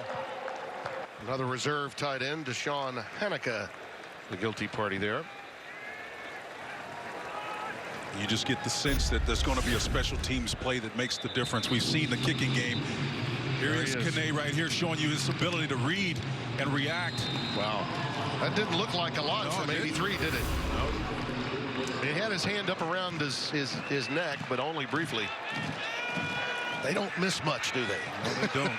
First and 10. Ball at the 22, and Breece Hall is the setback. And there's the quick crossing pattern, complete to Hutchinson. And he's out for a first down to the 35-yard line. Not afraid to throw that ball in traffic, and again, that's what confidence does for you. When you get the man-on-man matchups like that, you're not afraid to put that on a rope and get plus yardage. Rated as the number 6 junior college wide receiver coming out of Blinn. Had 9 catches in that win against Texas Tech, a career high for him. Breece Hall is the setback. Full complement of wide receivers in the game. Darren Wilson being one of them. Tariq Milton, by the way, injured, not on the field today for them. Another speed merchant. Here's Purdy, that RPO look of his. And he's ahead for maybe a yard from the line of scrimmage, but that's about it. Yeah, you're right. They had 4 receivers. One of them was a tight end. The Sainer, 89, was the one coming across late. And the way they built that up, a more or less athletic linebacker covering that tight end was able to force the issue from Purdy's standpoint. If that had been a receiver, they may come back and look at that personnel group and come back with the smaller player to get that same matchup. They may have something over the middle. Same personnel composition, 3 receivers, 1 tight end. Purdy looking long this time, firing for Wilson Jr. What a catch.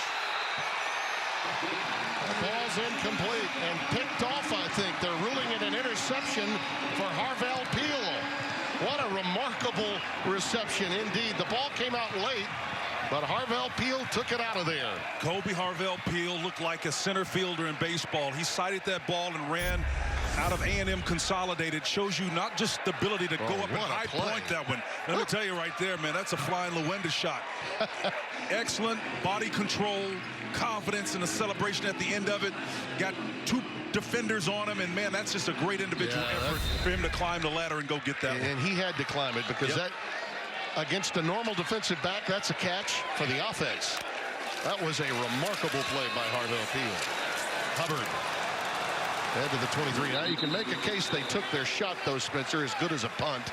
Yep. Because it was a fly pattern thrown deeply by Purdy.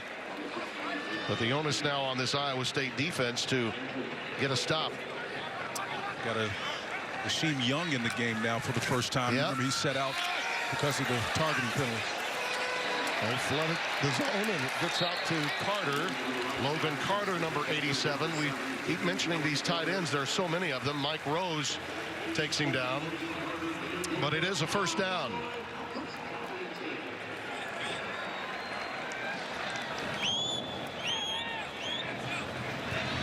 From the 33-yard line.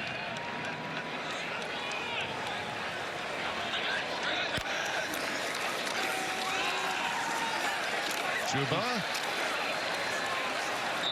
to about the 37-yard line. Rasheem Young making the stop.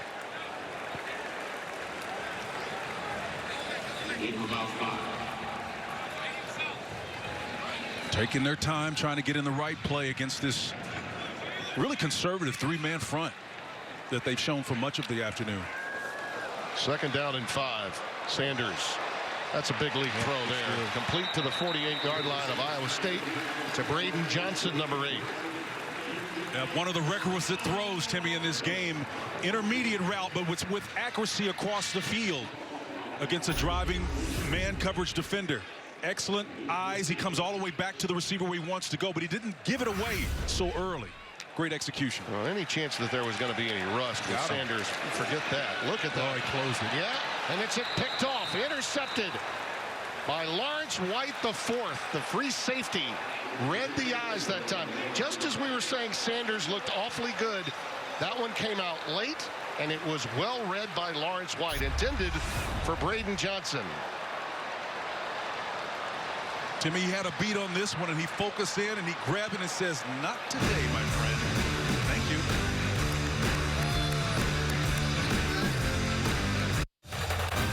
Fox College Football is sponsored by Progressive Insurance. Save when you bundle auto, home, or motorcycle insurance. And by Dr. Pepper, the official drink of Fansville.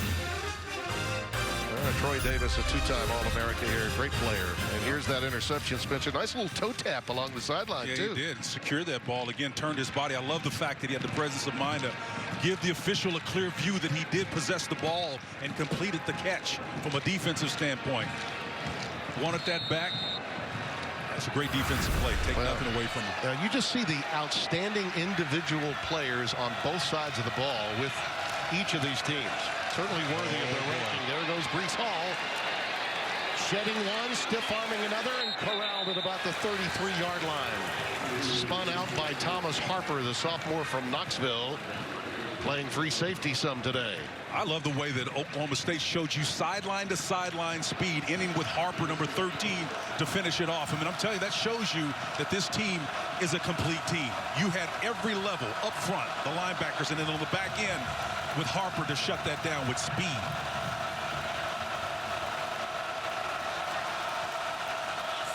Second down and 3. Screen. Yep, for Hall, and he'll have the first down without a problem, and a late flag comes down. Yeah, I wonder if they got a crackback here. This will be interesting to see what the call really is here. Chase Allen was in a position there with blocking where you sometimes become suspect of a potential block that's a problem. Holding. Or holding. Number 11, offense. Yep, that's it. 10-yard penalty from the end of the run. He was just Second down. He was sort of in a no man's land position with his block, and that's exactly what I thought would be the call. Yeah, again, the defender was past him on that particular play. That was Malcolm Rodriguez, the inside linebacker that he was holding from making a play. Whenever you see it there, you just It's like why you do it. I mean, Yeah. because the guy's out of the play. He's not going to have an impact on the outcome of the play. The play is in front of him or past him. drives fans crazy, I know, but it's just that is the rule book, and it'll happen from time to time. Second down and 9 now for Purdy. And there you see again on that crossing pattern to Kohler, the tight end. And just for the record, we were talking with the offensive coaches, and Tom Manning called him Kolar, but when we talked to the publicists, they said no, it's Kohler. So we're going with Charlie Kohler. How about the duck of the official there? The spin move to get out of the way. Trey Sterling was impressive on the tackle, By the way, but that umpire was the one that impressed me. Here's an old broadcaster's note: never trust a coach with a pronunciation. Third down and 2. Ball at the 34-yard line. Now let's see if Jim Knowles dials up some pressure here. Yep, here it comes. Wrong way, though. Look Check out. out the numbers. Brees Hall, nothing but green in front of him. Touchdown, Cyclones. Great call, partner. You saw the risk, and that was the reward for Iowa State off of the risk taken.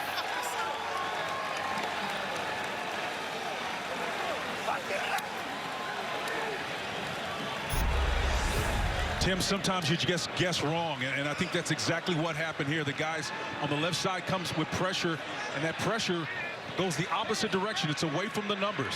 There's the pressure in the backfield. They run away from it. Hall does a fantastic job of being instinctive and intuitive and running away from it for the score.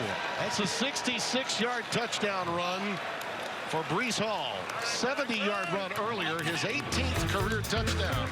They call me the Brees.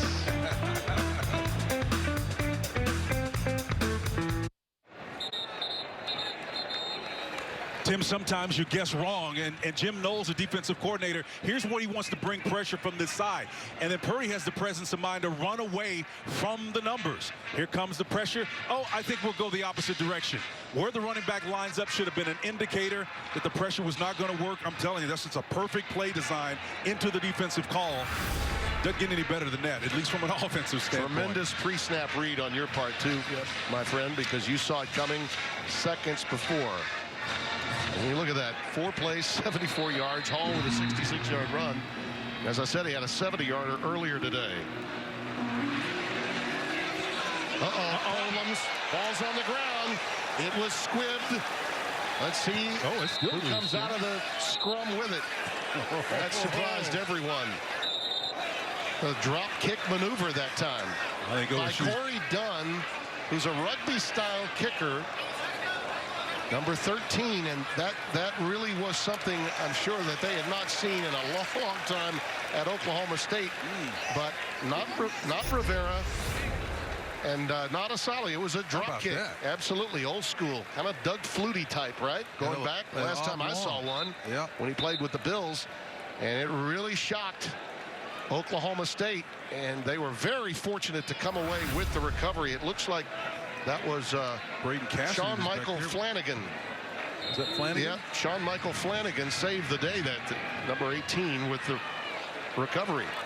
From the 33, 1st and 10, Oklahoma State. Hubbard up to the 35. You know, sometimes you're preparing for a game and you're asking about, okay, does anyone else handle kickoffs? And they say, yeah, we got a rugby guy. Yeah. And the rugby guy knows how to drop kick.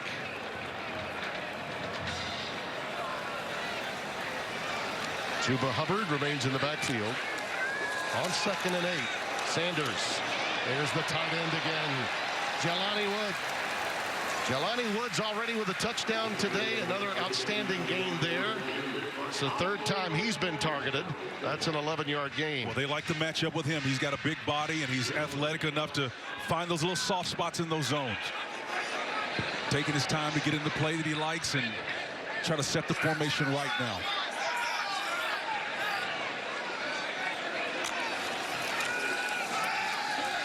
Sanders with all kinds of time. Oh, wide open. Wide open, a busted coverage. It's Tylan Wallace. Down to the 13-yard line. Hasheem Young makes the tackle. Well, Sanders had a couple of options here. Again, the other one was the tight end that was actually wide open in the middle of the field. Guy goes out of bounds. I mean, you know, he comes back in, establish himself. I'm not sure why the official didn't consider that. He was forced out. Yeah, he was forced out, but man, he stayed out there a long time. You're right. Hubbard is in the backfield. And here goes Spencer.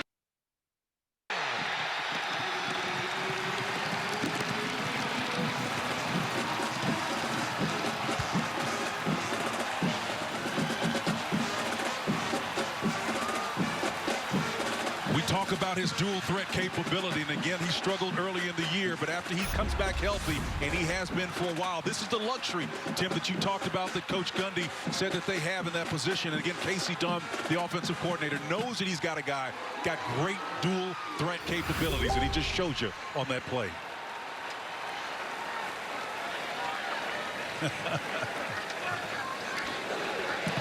KO for the extra point.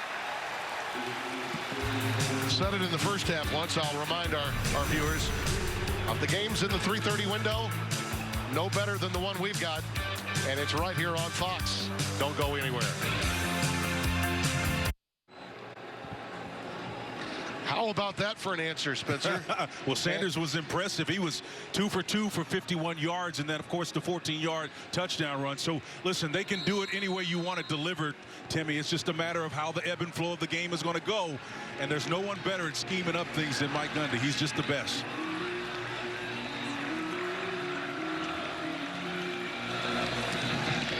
Wangwu is back deep, and he'll let it sail over his head for a touchback.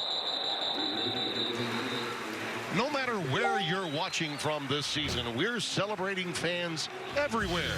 Celebrating Fansville. Sponsored by Dr. Pepper, the official drink of Fansville. Hey, your guy Bosworth got work out of Fansville, right? And Brian can get work out of anything. Yeah. It won't be long. Stoops will get a gig, I'm sure. Oh, heck no. Bob's doing well. You Sooners are just walking endorsements, you guys. Got to make it happen, brother. 21-14, Cowboys lead. 8 and change remaining in the 3rd. Brock Purdy led his team down to a touchdown tying play with the help of Breece Hall, who hauled it 60 yards. He is stopped in his tracks by Malcolm Rodriguez here. And ironically, though, it's Hall that's leading this game in rushing. You would think that the nation's leading rusher from a year ago, who has 87 yards, is impressive. But Hall with 167. I mean, he's been piling them up quietly. Wichita, Kansas, Northwest High School. Yes, sir. Cousin of the former 49ers great Roger Craig. Yep. Stepfather Jeff Smith played football at Nebraska. He was a running back for the Chiefs and the Buccaneers. Roger was from Des Moines, Iowa. Play fake. Purdy's got a lot of room. Look out.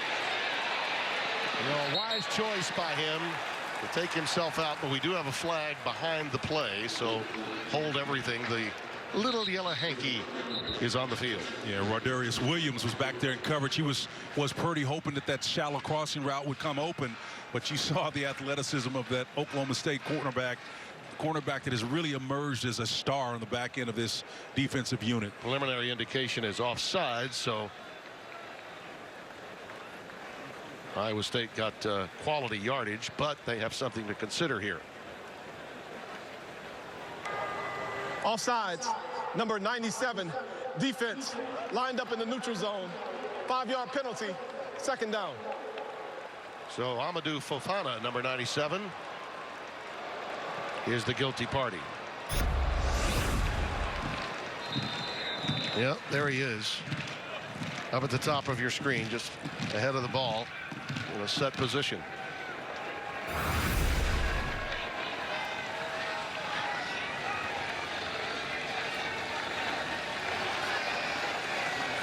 It's almost as if this formation, Spencer, they're playing in a phone booth. Yeah, it's a tight formation with a tight end and a run back. And it gives him a lot of room, Nice doesn't job, it? an open space.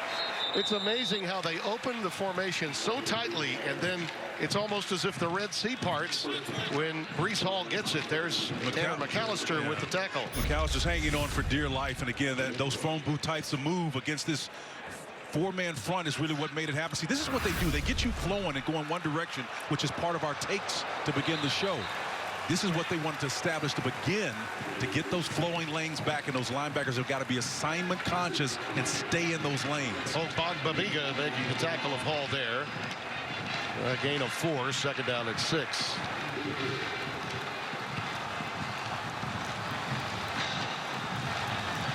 Tom Manning, who runs this offense, was a teammate of Matt Campbell's at Mount Union, where they won those D3 national titles, then went with him over to Toledo before making his way to Ames, Iowa. Purdy thought about it and decided to go ahead and unleash it for his tight end. Who's got it? It's Kohler. Inside the 30. That is trusting your receiver. Yep. We've got an injured Cowboy back behind the play, and it's Bamiga, so that could be a critical loss, but he's got a lot of faith in 88. Yeah, Colby Harvell-Peel was the guy back there defending, again, from that free safety position, and his linebacker on the opposite side, Malcolm Rodriguez, was covering the tight end. So Oklahoma State did a good job of covering them up. Again, you can only cover them so long, though, Tim. Yeah. It's amazing when you can trust those tight ends. Tom Brady and Gronk-esque, right? We'll be back. Very much so.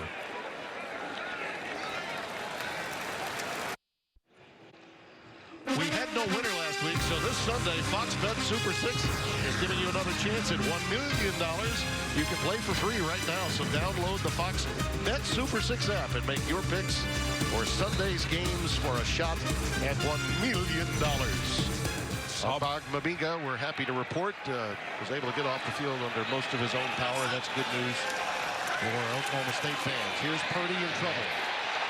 He's down, ball's loose. Ball is loose. It all happened at once. It was recovered by Sean Foster, the left tackle, 75. Brendan Evers was in there all over him, though, man. Thought I saw a flag down. It may have been picked up.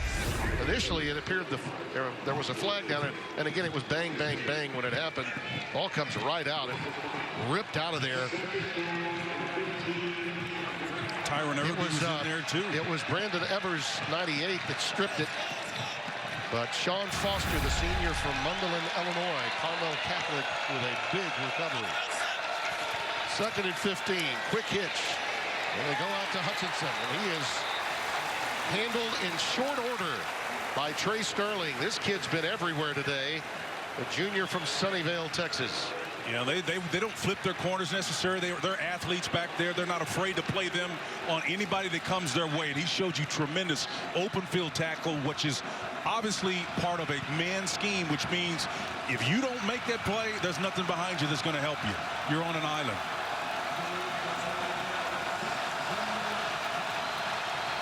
Third down and 16. This has been Breece Hall time much of the day.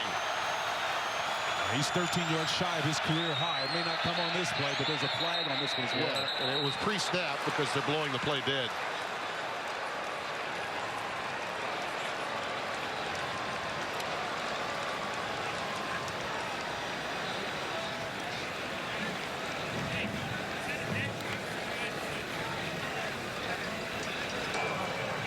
Prior to the snap, false start, number 55, offense, 5-yard penalty, third down. Darrell Simmons, 55, the right guard. And Colin Newell is usually typically in there, but again, you can see him, he's at guard position, and he kind of leans back in that spot, and as a rusher comes, he kind of holds him. starts grabbing him. When they get parallel to your shoulders and you have to turn your body and the side judge can see your numbers, he knows you're in a precarious spot and got to start reaching them. It's an interesting call here with the kicking woes they've had. 3rd down and 21. Purdy in trouble. Down he goes. Just that edge rush. Trace Ford, his first sack of the day, but he's had his fair share throughout his career. His strip sack against West Virginia led to a touchdown and was a major factor. And in 2019, he had 3 sacks, an interception to go with it. Well, you can see him there dip that shoulder, man. That's next level performance right there. He, by far and away, is the best defender they have coming off the edge there at that position. And they'll move him around. They'll flip him around. And so you got to keep your eyeball on where he goes. Kind of reminds me of how J.J. Watt used to be at the peak and the zenith of his career. They were moving him around to affect the quarterback. Well, they went backwards the last 2 plays in that series. And Rivera punts it away, and it's taken, cradled by Dylan Stoner, just shy of the 20. Well, you can make a case that we have seen 2 of the best backs in the Big 12 on tonight's game. You think about it, Chuba Hubbard leading the nation in rushing last season, was 3rd in rushing touchdowns. Breece Hall is 2nd in both rushing yards and in touchdowns to Alabama's Najee Harris this season.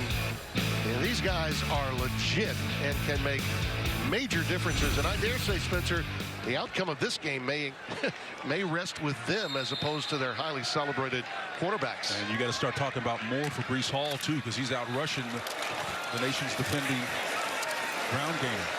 L.D. Brown totes it this time. He's ahead for 4 yards. Stopped by Jerry Vaughn, 32, who will come in and spell Orion Vance at middle linebacker from time to time.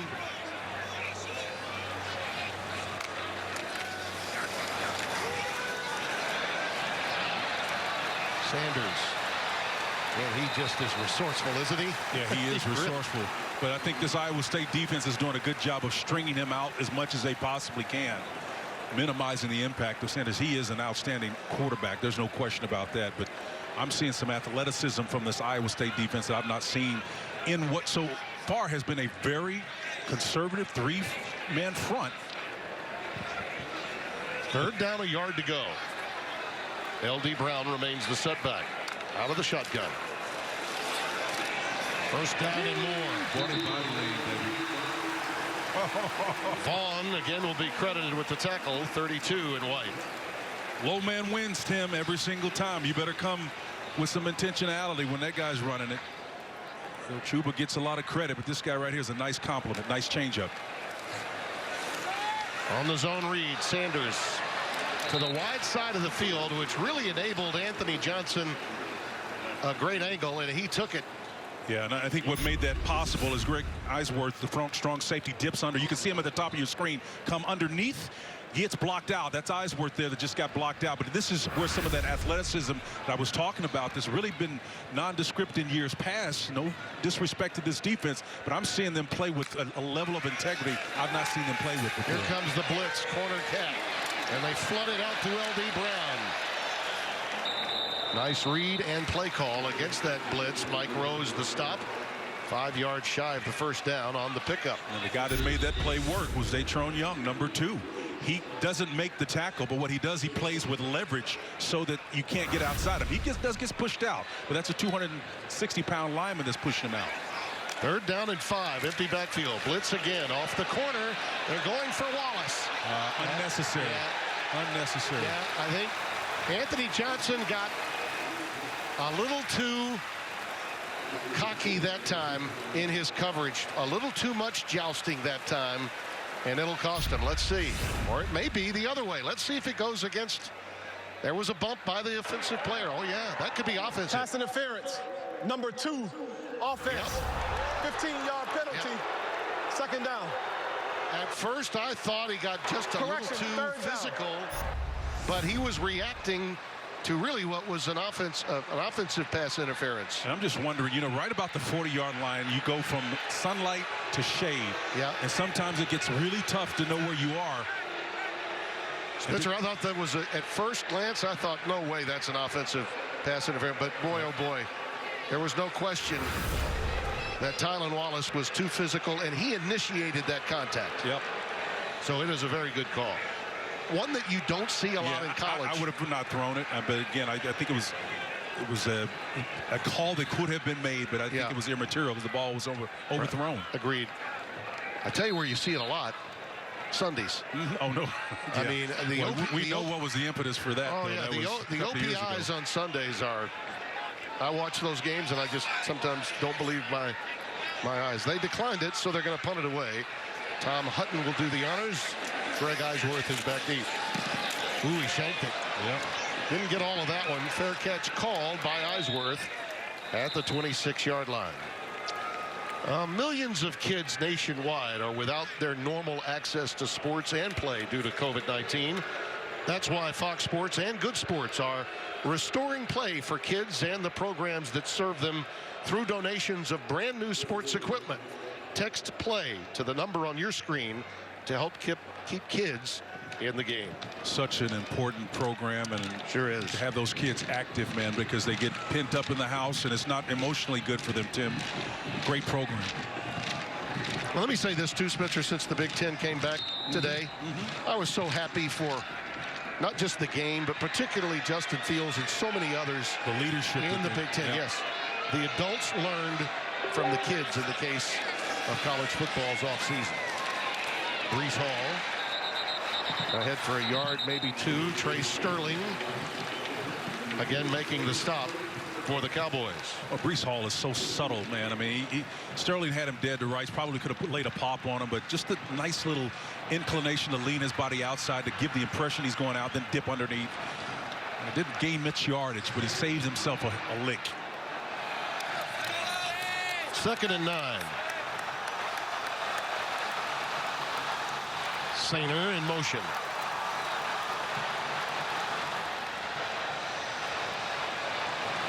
Purdy. That was tipped at the line. Yeah, it was. Heavy duty pressure coming that time. And he had Chase Allen, number 11, his tight end, coming over the middle. But as you said, the ball was tipped there in the middle. And Timmy, the shade is difficult. You know who it is. That Rodriguez inside guy and 94, Trace Ford. Yep. You know, as I said, if you remember the last series when Trace Ford was on defense, he came from the outside with a dip move and got to the quarterback. That time, he came from the interior of the line of scrimmage and affected him. They move him around all over the place. 3rd down 9 for Purdy. He's in trouble again, has to bail out. Just unloaded that one, and it was Malcolm Rodriguez, number 20, rotating over out of that linebacker spot and just bringing all kinds of pressure at that star position we talk so often about. That's a great position for them, and I think with the down and distance where they are on the field is really the inflection point for Jim Knowles, the defensive coordinator. These games kind of take a while to develop a pattern, Tim, but you know when he's going to dial up pressure based on the profile of this game, and he's in those situations right now, and that play was indicative of when to dial up pressure, and it obviously worked. Rivera will punt it away. Closing seconds here in the 3rd quarter. Beautiful punt. What a great foot. Stoner just has to watch that one go out of bounds. Got a flag down. And I'm sure that Rivera's saying, oh, boy, I hope it's not against us, because I don't know if I can hit it any better than that. No, it's going to go against the Cowboys, which will give them an even bigger net gain on that punt. That was a beauty. During the kick, holding number 50 of the receiving team. 10-yard penalty. 1st down, Oklahoma State. Well, the reserve linebacker, Scheinman, I think, was the guilty party there. You look at the standings to show you the importance of today's game. Remember, Oklahoma State, I loved what Mike Gundy told us. He said, well, we're going to find out. People have questioned who we've played. And guess what? With Oklahoma coming up next, Texas, all those teams waiting in the wings for us. We'll find out how good we are. But Iowa State, Spencer, with a victory, could be in really good shape. First off, it would be the first time that they've ever gone 4-0 in conference play. And for Matt Campbell, an opportunity to make good on exactly what they thought at the beginning of the year their team could be, even after stubbing their toes against Louisiana Lafayette. Hubbard in the backfield. He gets to that second level so quickly. Late flag comes down after a gain of 9. Lawrence White, the 4th, with the stop.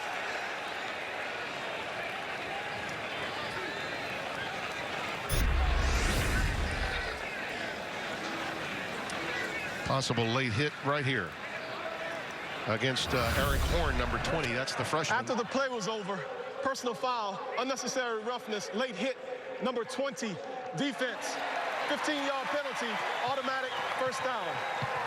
Yeah, the redshirt freshman got him caught there, Tim, on that one, and just poor decision on his part. Again, you got guys reaching, coming in late with the helmet on top of a down player, and Chuba Hubbard obviously was not in a position to attempt a football move and make extra yards. That's just a dumb play.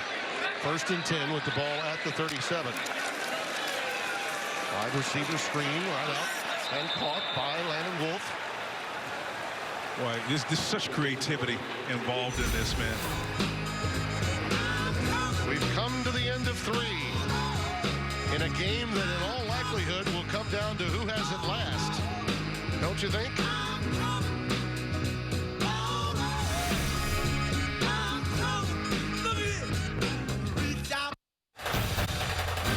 Fox College Football is powered by Ram Trucks, built to serve. 21-14, each team with a touchdown in the 3rd quarter. Tim Brando, Spencer Tillman, happy to have you with us.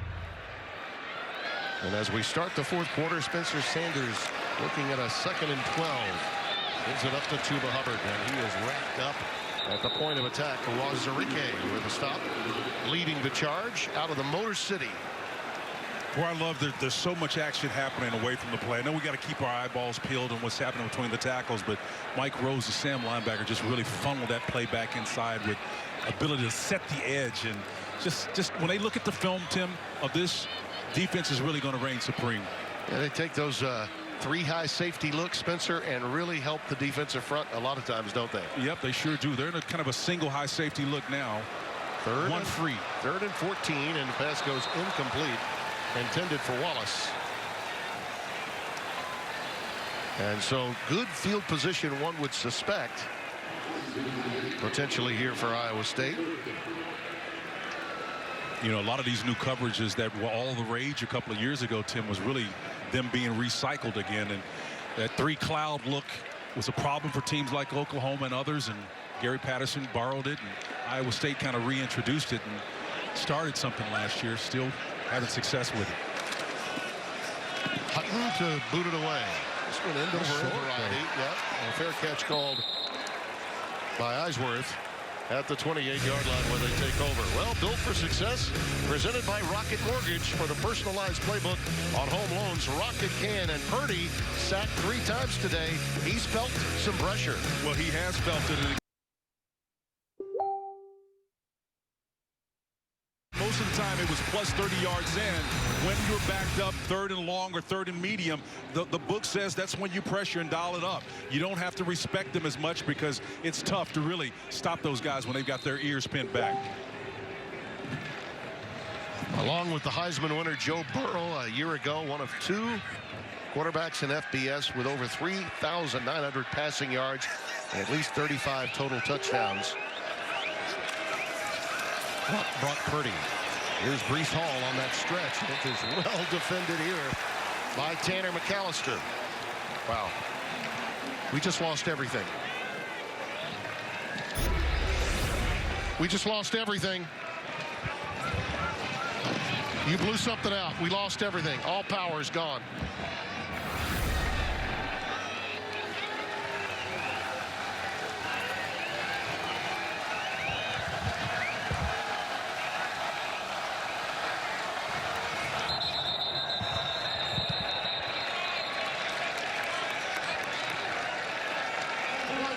False start, number 75, offense, 5-yard penalty, 2nd down.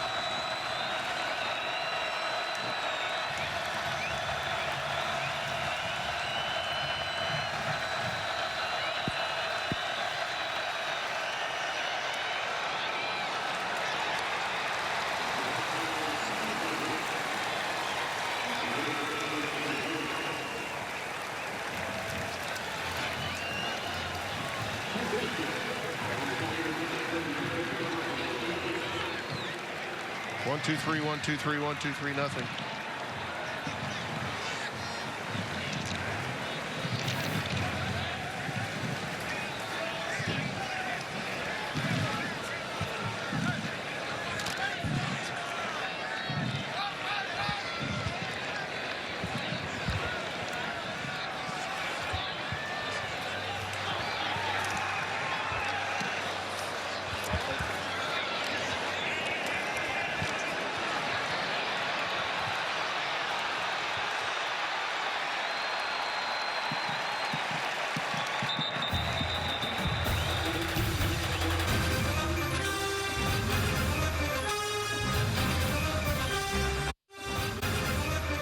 Fox College Football is sponsored by Ford.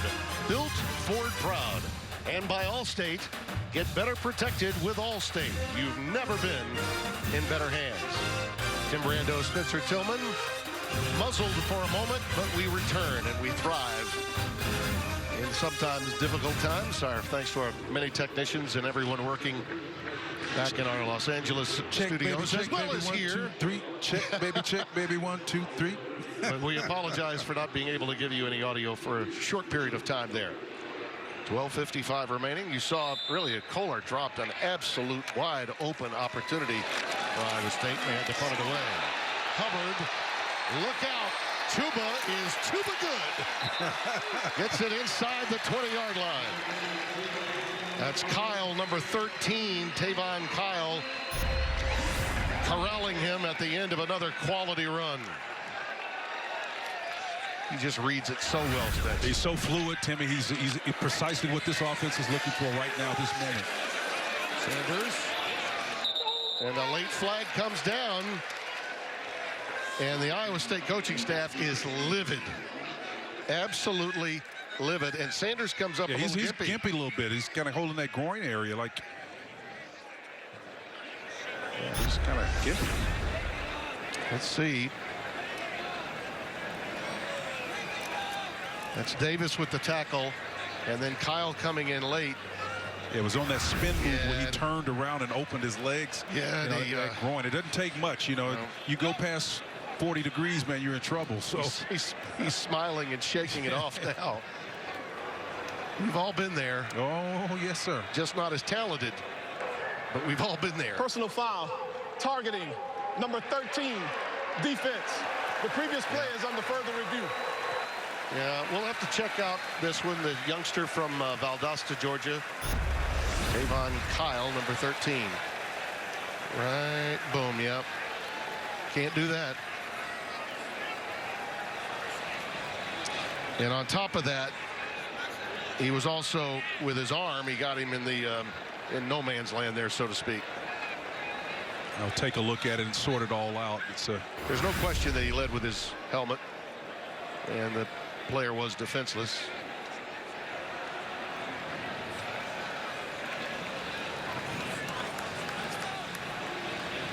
You know what?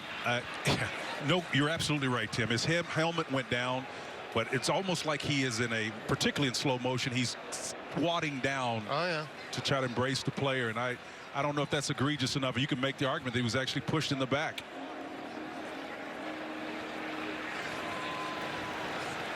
Well, these are those times when, regardless of anything that we happen to say, someone's going to be angry afterwards. I was looking at Logan Someone Carter. will be angry. And this comes at a very difficult time for the Iowa State defense. I mean, at the very least, they want to hold Oklahoma State to 3. After review, there is no foul for targeting. Yeah. That's Second good. down. Good call, Spencer. Yeah. Wow. Yeah, I think that was a good call because he was not attacking. He was not lowering his body. He was squatting down almost in a protective kind of way just to make sure the guy is down. Now, good for you, my friend. That's why they pay you the big bucks. And Mike Pereira, I'm here to say, agrees. It's just common sense to me. I mean, you know, well, you know, there was a time with this rule that I don't know that common sense was being exercised to the extent that it is now. Well, you could, if I'm, splitting hairs, I could say that Logan Carter, the tight end, has actually pushed him in the back. Well, I'd give Jack McDonald, our replay official, who is really good, one of the best that we have in college football, give him a lot of credit for looking at all the variables that you mentioned in real time. And Iowa State would have really been in trouble had that penalty been exercised. 2nd and 10 as it is now, and Oklahoma State in great shape to get a 2-score lead.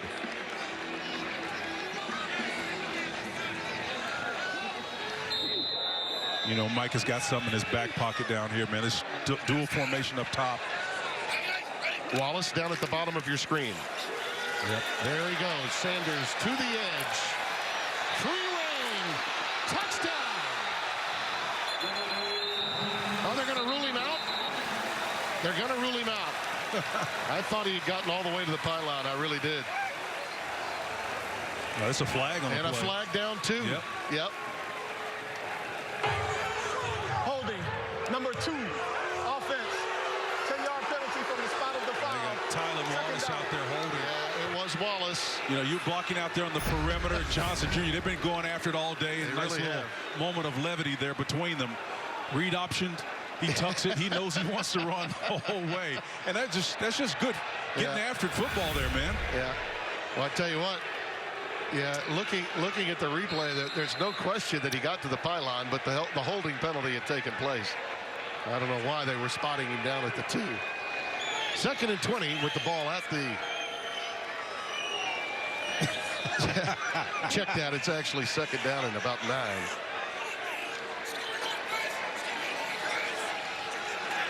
It's a nice little trip formation with pressure coming here. So it was well read, wasn't it? It was. That ball, well, they're going to rule it incomplete. Wallace had it. He was hammered by Kyle, who is really happy to still be in the game. Eisworth came away with it, but it is an incompleted forward pass. Well, they diagnosed this play, and anytime you're throwing the ball across the field, 3/4 across the field, reading reaction, the ball does move faster than the body, but when I've got the ability to peek inside and look and see where that ball is coming from, I've got an advantage on it and a break on it. 3rd down and 9. Huge play here for the Iowa State defense. Hubbard. Well, that's almost admitting that you're looking for the 3, is it not? No question. Yep. Mike Rose making the tackle. Setting yourself up for a field goal, which in this kind of game, a 10-point lead feels larger than 10. The way each defense has stepped up during the course of the game. But field goal kicking has been an adventure for both squads all afternoon. This will be a 31-yarder.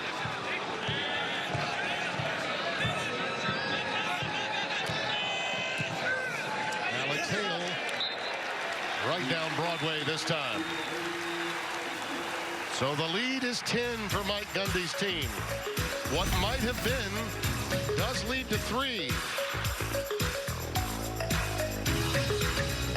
That holding penalty costly, though.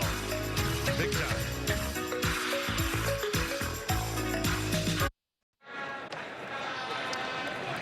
Coming up next on Fox, Game 4 of the World Series. You can catch Mookie Betts, Cody Bellinger, and the Dodgers as they take on the Rays. And it is a pivotal game in many respects. You don't want to fall down 3-1 to L.A. Coverage begins next on Fox and on the Fox Sports app. Kene Nwangwu is back deep for Iowa State, now trailing by 10. They need points, and points in a hurry. 2-possession game now for Brock Purdy and company. Wow. He's going to bring it out. He didn't have to, but they may have. Sometimes that happens. Sometimes when you are late coming out, maybe the kick coverage team will go too far. Nice recovery by Nwangwu to get out as far as he did. And a lot of times those coverage guys ease up thinking there's going to be a touchback, Tim. But I think no matter what happens here, listen, this Iowa State team, in their last 3 drives, 13 plays for 23 yards and 2 3-and-outs. Yeah. They got to get something going, Tim. The dropped pass by Kohler, which happened in a preceding series when America was silenced by Brando. That's never happened. That was a big drop for Iowa State. Need to make good on this possession. Zone read, pass a little behind Hutchinson. Falls incomplete. It would have been a first down.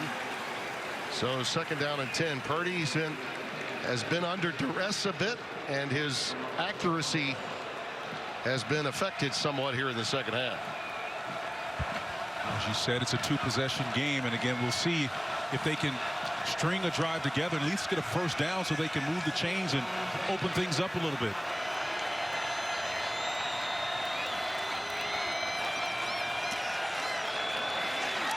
That one's batted down again. Well, you almost think Trace Ford automatically, don't you? 94. No question. I mean, that's what you're going to think. He's batted down 2 already today, and our spotter Brett Bender working overtime. And says, yes, sir, that's exactly who it was. Sometimes you have to go with your instincts. Yeah, you go with your instincts, but let me tell you something. At some point in time, it's not difficult to guess. And the beautiful thing about it, it's about his timing. The timing is what makes him a special player. If you figure you can't get to the quarterback at some point in time, that ball has got to be thrown. He looks so much like J.J. Watt in terms of his anticipation. 3rd down and 10. Pressure again.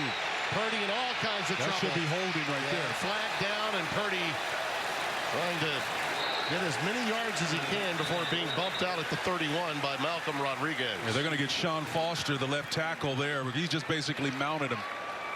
Spencer, I get the feeling that as we watch this game progress, Oklahoma State's athletic superiority, particularly on defense, has been the difference here in the second half. Well, we complimented Jim Knowles. You know, people saying, well, they haven't played any elite opponents offensively. Yeah. But I know speed when I see it, and they've got a lot of it. They really do. And this is an Iowa State team that came in rolling. And an Oklahoma State team that had, as we mentioned at the top of the show, 3 consecutive weeks off. That's strange, almost like opening your season again with a player that hadn't played since the opening series of the Tulsa game. There you go. That's where the hold comes right there. Right. And again, you got your left tackle there, Foster. Foster. Holding, number 75, offense. The penalty is declined. The result of the play is a 4th down. Yeah, that puts pressure on him, man, big time. Yeah. And obviously you got to punt it, but the way the average team is scored, it's going to take you about almost 7.5 to 8 minutes before a score occurs, and that math doesn't work in Iowa State's favor. Spencer, would you possibly consider, because they did allow the down, it's not 3rd and forever, it's 4th and 4 or 5. Would you? I wouldn't consider. If you going had a would you consider it? Not right now with this front. All right. They're too athletic, Tim. I don't disagree, but I had to ask. Yep. You have faith in your punter, too, and that's a good one from Rivera.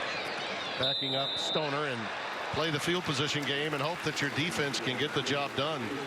You know, a lot of times it's a good question, Timmy, where you have an opportunity to look and you'll go out and tell the punter, say, look, if they retreat, just take off. And you'll do that, but you give them that discretion to be able to make that decision in real time. But I think this team has too much athletic ability to overcome pretty much anything that you want to do, particularly backed up in your own end zone. They're disciplined. They're athletic, as we've pointed out ad nauseum tonight. But this is a special defense, man. We've said it a bunch today, but I don't think you can say it enough. This is an inflection point as far as I'm concerned in this league.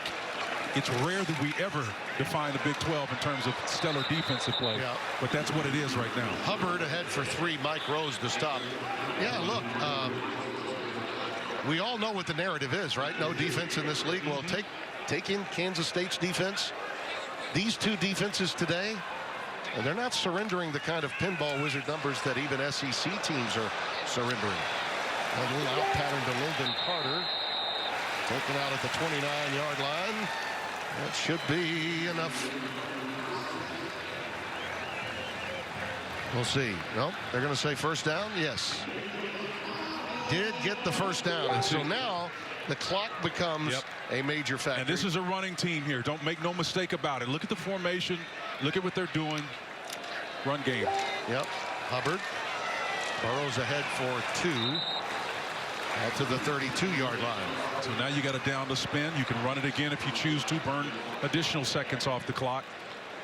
And then get in a run conflict scenario where it's 3rd and 2, 3rd and 3. Yep. You don't know what they're going to do. Those missed field goals for Iowa State really hurt large now, don't they? Yep. Huge. Hubbard, the lone setback out of the shotgun. So I just don't know why they're staying in this 3-man front. I just don't get it. Sanders all the way to the 45-yard line of Iowa State. Asheen Young with the tackle.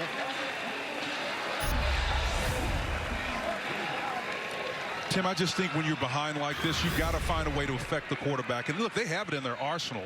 They've been a four-man front defense before. And this quarterback is just too mobile. He's exposing that 3-man front. There are natural bubbles over the guards in this system. See, it's going to happen again. And if he'd have just stayed inside, he'd got another 5 yards. Lawrence White makes the stop. A gain of 3. 2nd and 7 coming up, and the clock ticks now below 9 minutes. Iowa State did get that interception earlier from Lawrence White. It helped them get a touchdown. At this stage, if you're John Haycock, you got to be thinking, the defensive coordinator for the Cyclones, my defense needs to make a play. That's good defense there now. Hubbard stopped in his tracks that time. That was Deshaun Davis, the will linebacker, who came in from behind and closed there. That's good effort, but again, they're content with just to get a couple of yards on these downs. Now it's 3rd down and long. There's John. 3rd and 10, they go underneath. Dylan Stoner the reception, but shy of the necessary yardage. Stopped at the 41-yard line. Now, Tim, this to me is,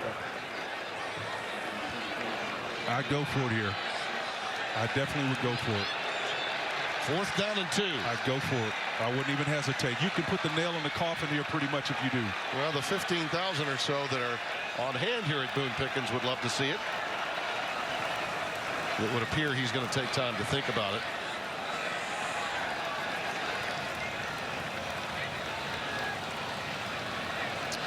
Well, unfortunately, the longer they think about it, they're going to talk themselves out of it, because defensively, then I start to look at your personnel, and he's trying to burn off time in the meantime.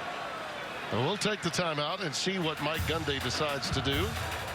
Matt Campbell also very interested. Well, we've got a flag down, apparently. Late flag. Delay of game. Defense. 5-yard penalty. Smart move by coach. So, yeah. Instead of taking the timeout, he took the flag. He took the flag, took the time off the clock. I get that part of it, but he took the delay of game, but they never threw the flag. Hence the reason we thought we might go to a commercial break. We'll have to tell Tuda Salam, you need to get the little yellow hanky out.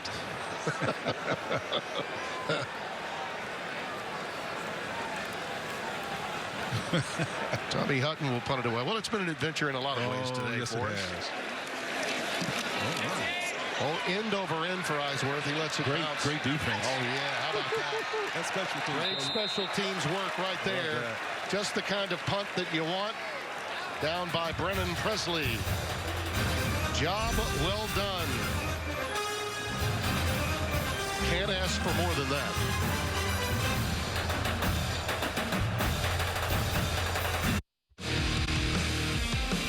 All those points that you miss out on will cost you dearly.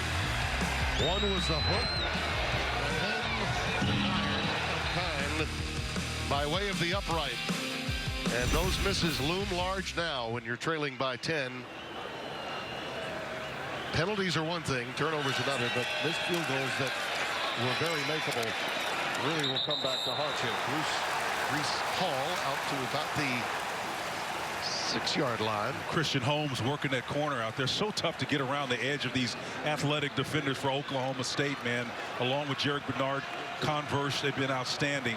not able to establish it, although Bruce is getting up there. I think he's within 12 or 8 yards or so from his career high of 183 against Texas Tech last year. But it's been impressive to watch this defense go back-to-back, toe-to-toe with him. 2nd down and 8. Purdy underneath and too low. Intended for Chase Allen.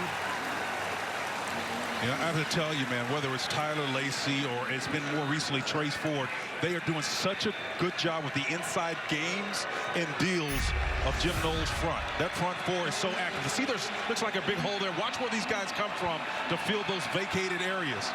Again, they're all over the place. That's Ossie there. Last time it was Ford. Prior to that was Lacey. Well, they've allowed their first 3 opponents coming into a combined total of 27 points. Fewest points allowed by a Cowboys defense in a 3-game stretch since limiting Missouri State, Arkansas State, and Florida Atlantic some time ago. This pass is knocked away. Tremendous play by Trey Sterling. And now you got a punt from your end zone. No ifs, ands, or buts about it. Timmy, this is where Jim Knowles said, hey, you know what? We're dialing up man coverage. Let's see if you can defend it. You don't get any better defensive play than that right there. I mean, the ball was delivered on time about as well as it could be placed. Again, to a big target, a tight end, and Sterling just made an unbelievable play. Oh, man, that's sweet. Really, Spencer, you look back on it, and it was during that time when really the biggest miss for Iowa State besides the 2 field goals was the Kohler drop 2 series ago. Rivera punts it away with Dylan Stoner back deep. And this one will roll dead at the 45. It was not his best punt, but there is a flag down. Seems like we cannot have a punt or a kickoff without a flag today.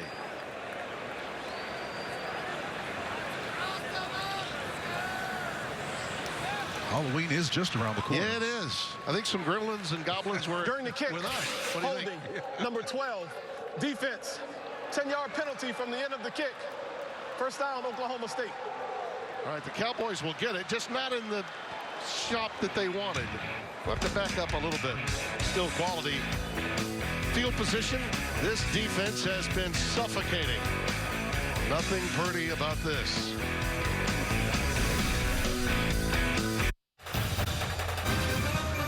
Fox College Football is sponsored by State Farm. Like a good neighbor, State Farm is there. Tim Brando, Spencer Tillman, happy to be in Stillwater, Oklahoma, where right now the Oklahoma State Cowboys have exercised a stout defense to go along with a multi-talented offense. And they have taken control of this game in dominant fashion. Well, sometimes you need numbers to put it in perspective, Tim. 4 straight 3-and-outs for Iowa State. Purdy, 8 straight incompletions over the last 4 drives. That's how total and complete the dominance has been by Jim Knowles' defense. Well, just hand it off to number 30. Run this game out, and if you happen to score a touchdown, so be it. Sheen Young, number 1, comes up to make the stop on Hubbard. For Iowa State, it's about an immediate stop. And hopefully you get a chance at 2 possessions. That's your only hope. Well, I've been doing the math, crunching these numbers over here. And as I said, the mean amount of time between scores is between 8.5 and 9 minutes. And so, you know, it just goes to reason, man. You got to have your hands on the ball. And the way this defense is playing and Iowa State's inability to convert on 3rd down, you just can't get back in this game. I am so impressed with Sanders. And I think, Spencer, we thought and Mike Gundy felt we'd see Shane Illingworth as well. But there's been no need. Yep. There's Chuba Hubbard ahead for another first down. And I think if you're Mike Gundy, you can sell this to Illingworth, who's probably feeling like, you know, hey, I've earned that spot, you know, but you can't take it away from Spencer Sanders. You know, you can't lose your position as a result of an injury, and I think that's the right way to manage this. But Mike does have to, less so now because of the success that Sanders has had coming back. But you got to manage that situation for sure. You got 2 great quarterbacks that can play the game. Kansas State breezed at home today. Iowa State will, short of a miracle, be in a position where they are playing now from behind at 3-1 in the league, but certainly not out of it. You see L.D. Brown toted ahead inside the 40 to the 37-yard line for Oklahoma State. And listen, the way the the cannibalizing of conferences is taking place in this a COVID era, Spencer. I don't know that even Oklahoma's completely out of it. I mean, I really don't. They played well today at TCU. We'll see them next week in Lubbock. But this is just a unique season, and you cannot allow what happened one week to carry over into another. I think that's the challenge for all the coaches and players. There's going to be so many metrics we use to determine success in the year of COVID. I don't think you need to put an asterisk beside any program, because a lot of off-field decisions are made more important than what's happening between the lines. Sanders going to be wrestled down behind the line of scrimmage by Lawrence White. Now they're timeout, I think. Well, that's taken here by Iowa State. But smart job by Sanders getting down. That timeout wouldn't have come from him, though. 3:35 remaining. And a 10-point lead for the Cowboys. Iowa State takes their first charge. 24-14. Matt Campbell chatting with his team, but hey man, when you're tuba good, you just take it and roll with it, and he has all day long. Well, the opposition may have more total yards, but in terms of running efficiently and doing what he does that makes him unique inside the tackles, and that nice little stability move right there. He's kind of like a bobcat, you know. Use that tail to keep your balance going. He uses that arm to keep his balance going. He's just outstanding, man. And I love the way he corrected to begin the year and do a job in terms of getting his head right. Casey Dunn, his offensive coordinator, said, had a long talk with him, and he responded. Anytime you see your name next to ETN, you know you're doing something right. Yes, sir. That's Jaquan Bailey, who has been stymied much of this day against Sanders, making that stop and another timeout taken. Spencer, I wanted you to make mention of Mike Gundy because of the relationship with he and Chuba Hubbard. It was well documented, and I thought the answer that he gave to you in discussing what he and his family went through in the aftermath of the story that was all over college football was as well answered as any I've heard from a head coach as it relates to social justice, the art of listening, and advancing the narrative. You nailed it right there. I mean, he said so many things that was good, and there are a lot of different ways to respond to a crisis. But what he did, and I have to be honest with you, totally transparent, I wasn't sure his initial response was the right one, because most coaches are controllers by nature, and they tend to control the narrative. But what he did, he said, I learned to listen to what my players are saying, and he has learned a tremendous amount. The impact and the people who suffered most was his family. Yeah. And that opened his eyes to the bigger issue. But I tell you what, I was just so impressed with the way Mike responded, showing contrition, showing some vulnerability, in fact. And by the way, because I know people are going to say it in the world we live in today, yeah, but what about the shirt? Yep. You know what? He had a wonderful answer for that, too. He says, hey, man, I'm going to go fishing. I'm cleaning fish. I really, literally, you don't ever wear a nice shirt when you go fishing. So just for the record, we did ask. 4th and 5. Let's see how they handle this.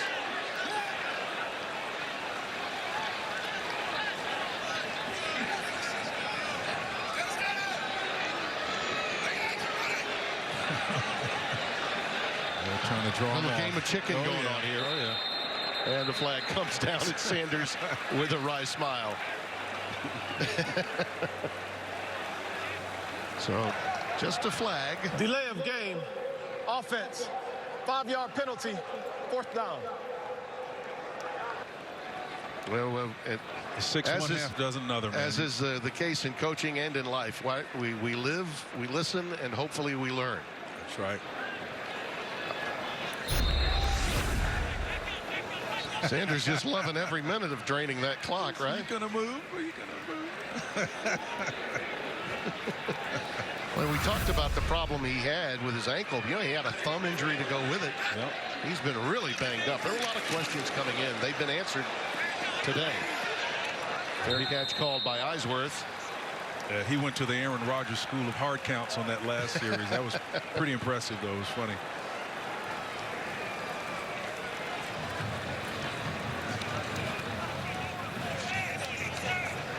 One timeout for Iowa State to work with. Take a look at that schedule we were talking about for the Cowboys. Their next 3 games. Gundy said, you know what, we're going up against NFL caliber quarterbacks. He believes Purdy is an NFLer. I would agree. Certainly Sam Ehlinger is. Kansas State's working with a backup, but we know Will Howard is pretty good. And for Skylar Thompson, and of course Rattler is picking up steam now after he graduated after getting benched. yes, he did. Yeah. He handled TCU earlier today. Quick out to Brees Hall, who's looking to navigate, make something big happen. Only a gain of 2. It'll be 2nd and 8. Cameron Murray, number 92, with the tackle. He's been, well, look at those numbers in past games. Now, he did have some picks last year, but today he has been snuffed out. Well, these last few series in particular, they've kind of kept him high and dry, Tim. 2nd and 8. Pressure up the gut. He's got some room to work with if he wants to tuck it, and he does. He does have the first down. Sterling with the tackle. It'll stop the clock, and they'll move the chains. You can't help but be impressed with Purdy, but what's even more impressive is the closing speed Trey Sterling showed coming from across the field as he nicked himself up a little bit. But you're going to watch when Purdy releases. And again, he's got pressure underneath, but from the left side of your screen comes Sterling last second. That's Hutchinson. He's short of the first down, a gain of 8. Remember Christian Holmes bringing him down. Remember, there's no Lazard. He's lost some of his weaponry of a year ago. He has no Butler, no Montgomery, but I think Brees Hall has certainly answered the questions about the loss of David Montgomery. And Purdy again pulls it down and slides safely at the 46. Iowa State is doing it, Spencer, the way that they knew they had to.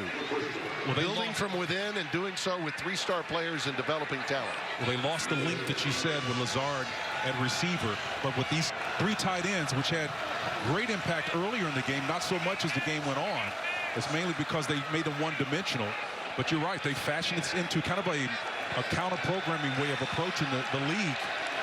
And it's been impressive until today in the second half. That pass is low. Incomplete, intended for Joe Skates, number 9. Jarek Bernard, Converse, again, to the cornerback.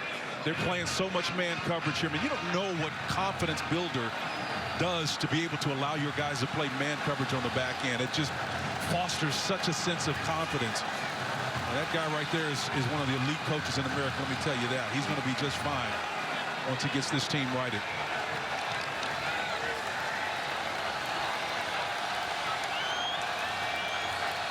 Kansas is next on their docket. Purdy. How about that little deke at the end, huh? Yep. He got about another 6 yards out of the fake. That's what he does so well.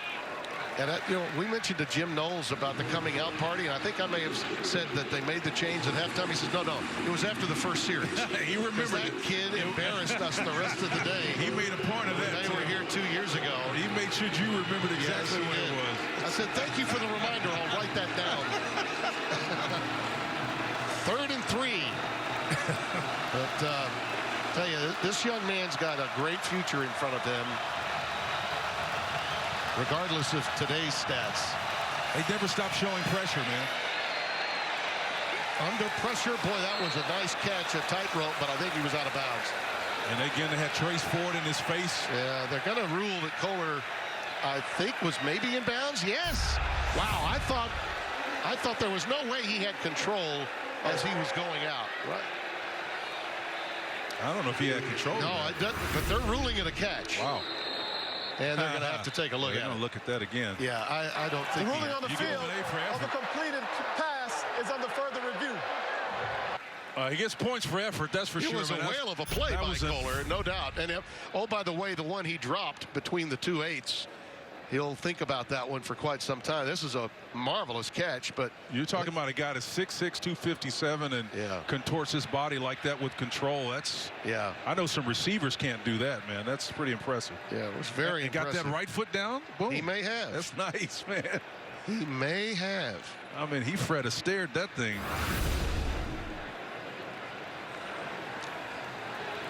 He had 8 catches for 88 yards and a touchdown against the Cowboys a year ago. His brother John was a quarterback at Oklahoma State before becoming a member of the Cyclone football team as a graduate transfer. He is a wide receiver type, no doubt about it. Wide receiver in a tight end's body. Tell you, upon further review, Spencer, I think there's a chance that this will be called a catch, which, by the way, was what it was ruled. Yep. There's a lot of talent. He came out of Norman High School, you know, that Norman area, man, and that's right in the backyard of Oklahoma Sooners. I wonder how they got him out of there.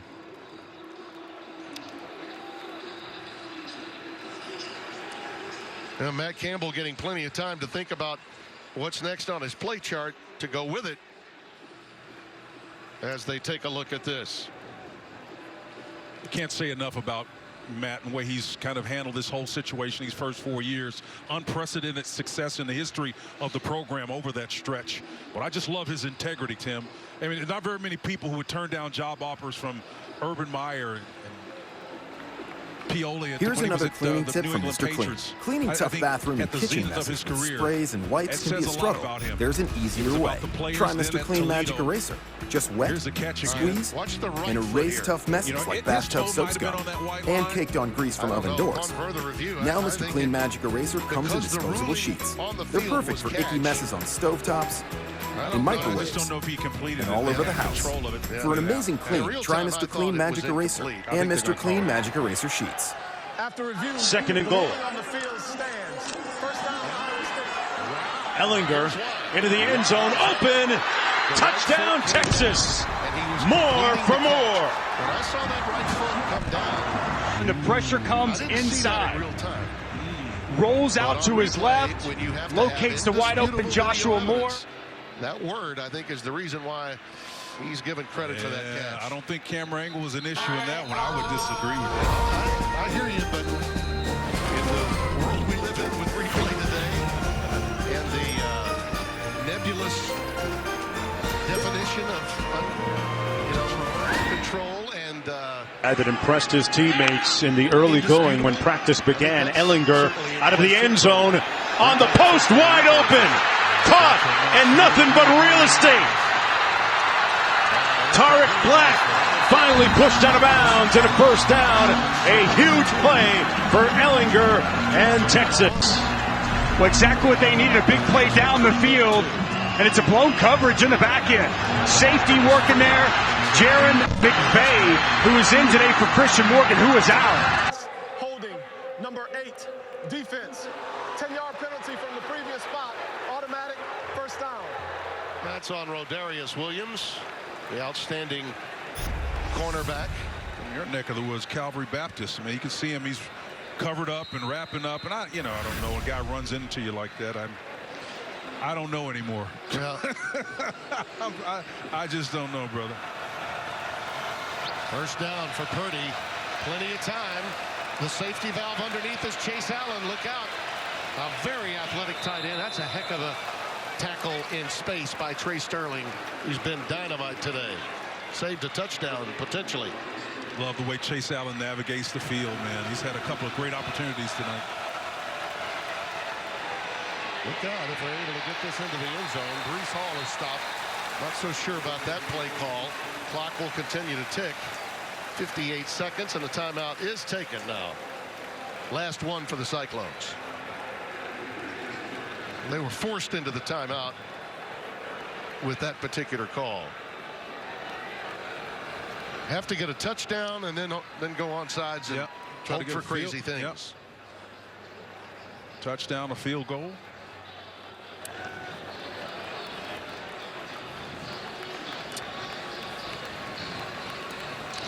Time now for a World Series game break. Here's my friend Kevin Burkhardt. Oh, Timmy B, there's Mookie Betts getting off the bus, getting ready to go for these Dodgers. Up 2-1 in this World Series. He'll play game 4 tonight with Julio Urias on the mound against Ryan Yarbrough. We got the pregame of the game coming up right after you guys. Back to studio. All right, Kevin, thank you. We look forward to that. In a sport that does have a clock, yours doesn't. We have 58 seconds remaining here. But an opportunity. We've seen stranger things. Yes, we have. Texas was down, what was it, 15 with 2:34 to play. Texas Tech came back to win the game. 2nd and 13. Oh, here's a little trips switch route. You got a man coverage. Oh, they didn't get it off.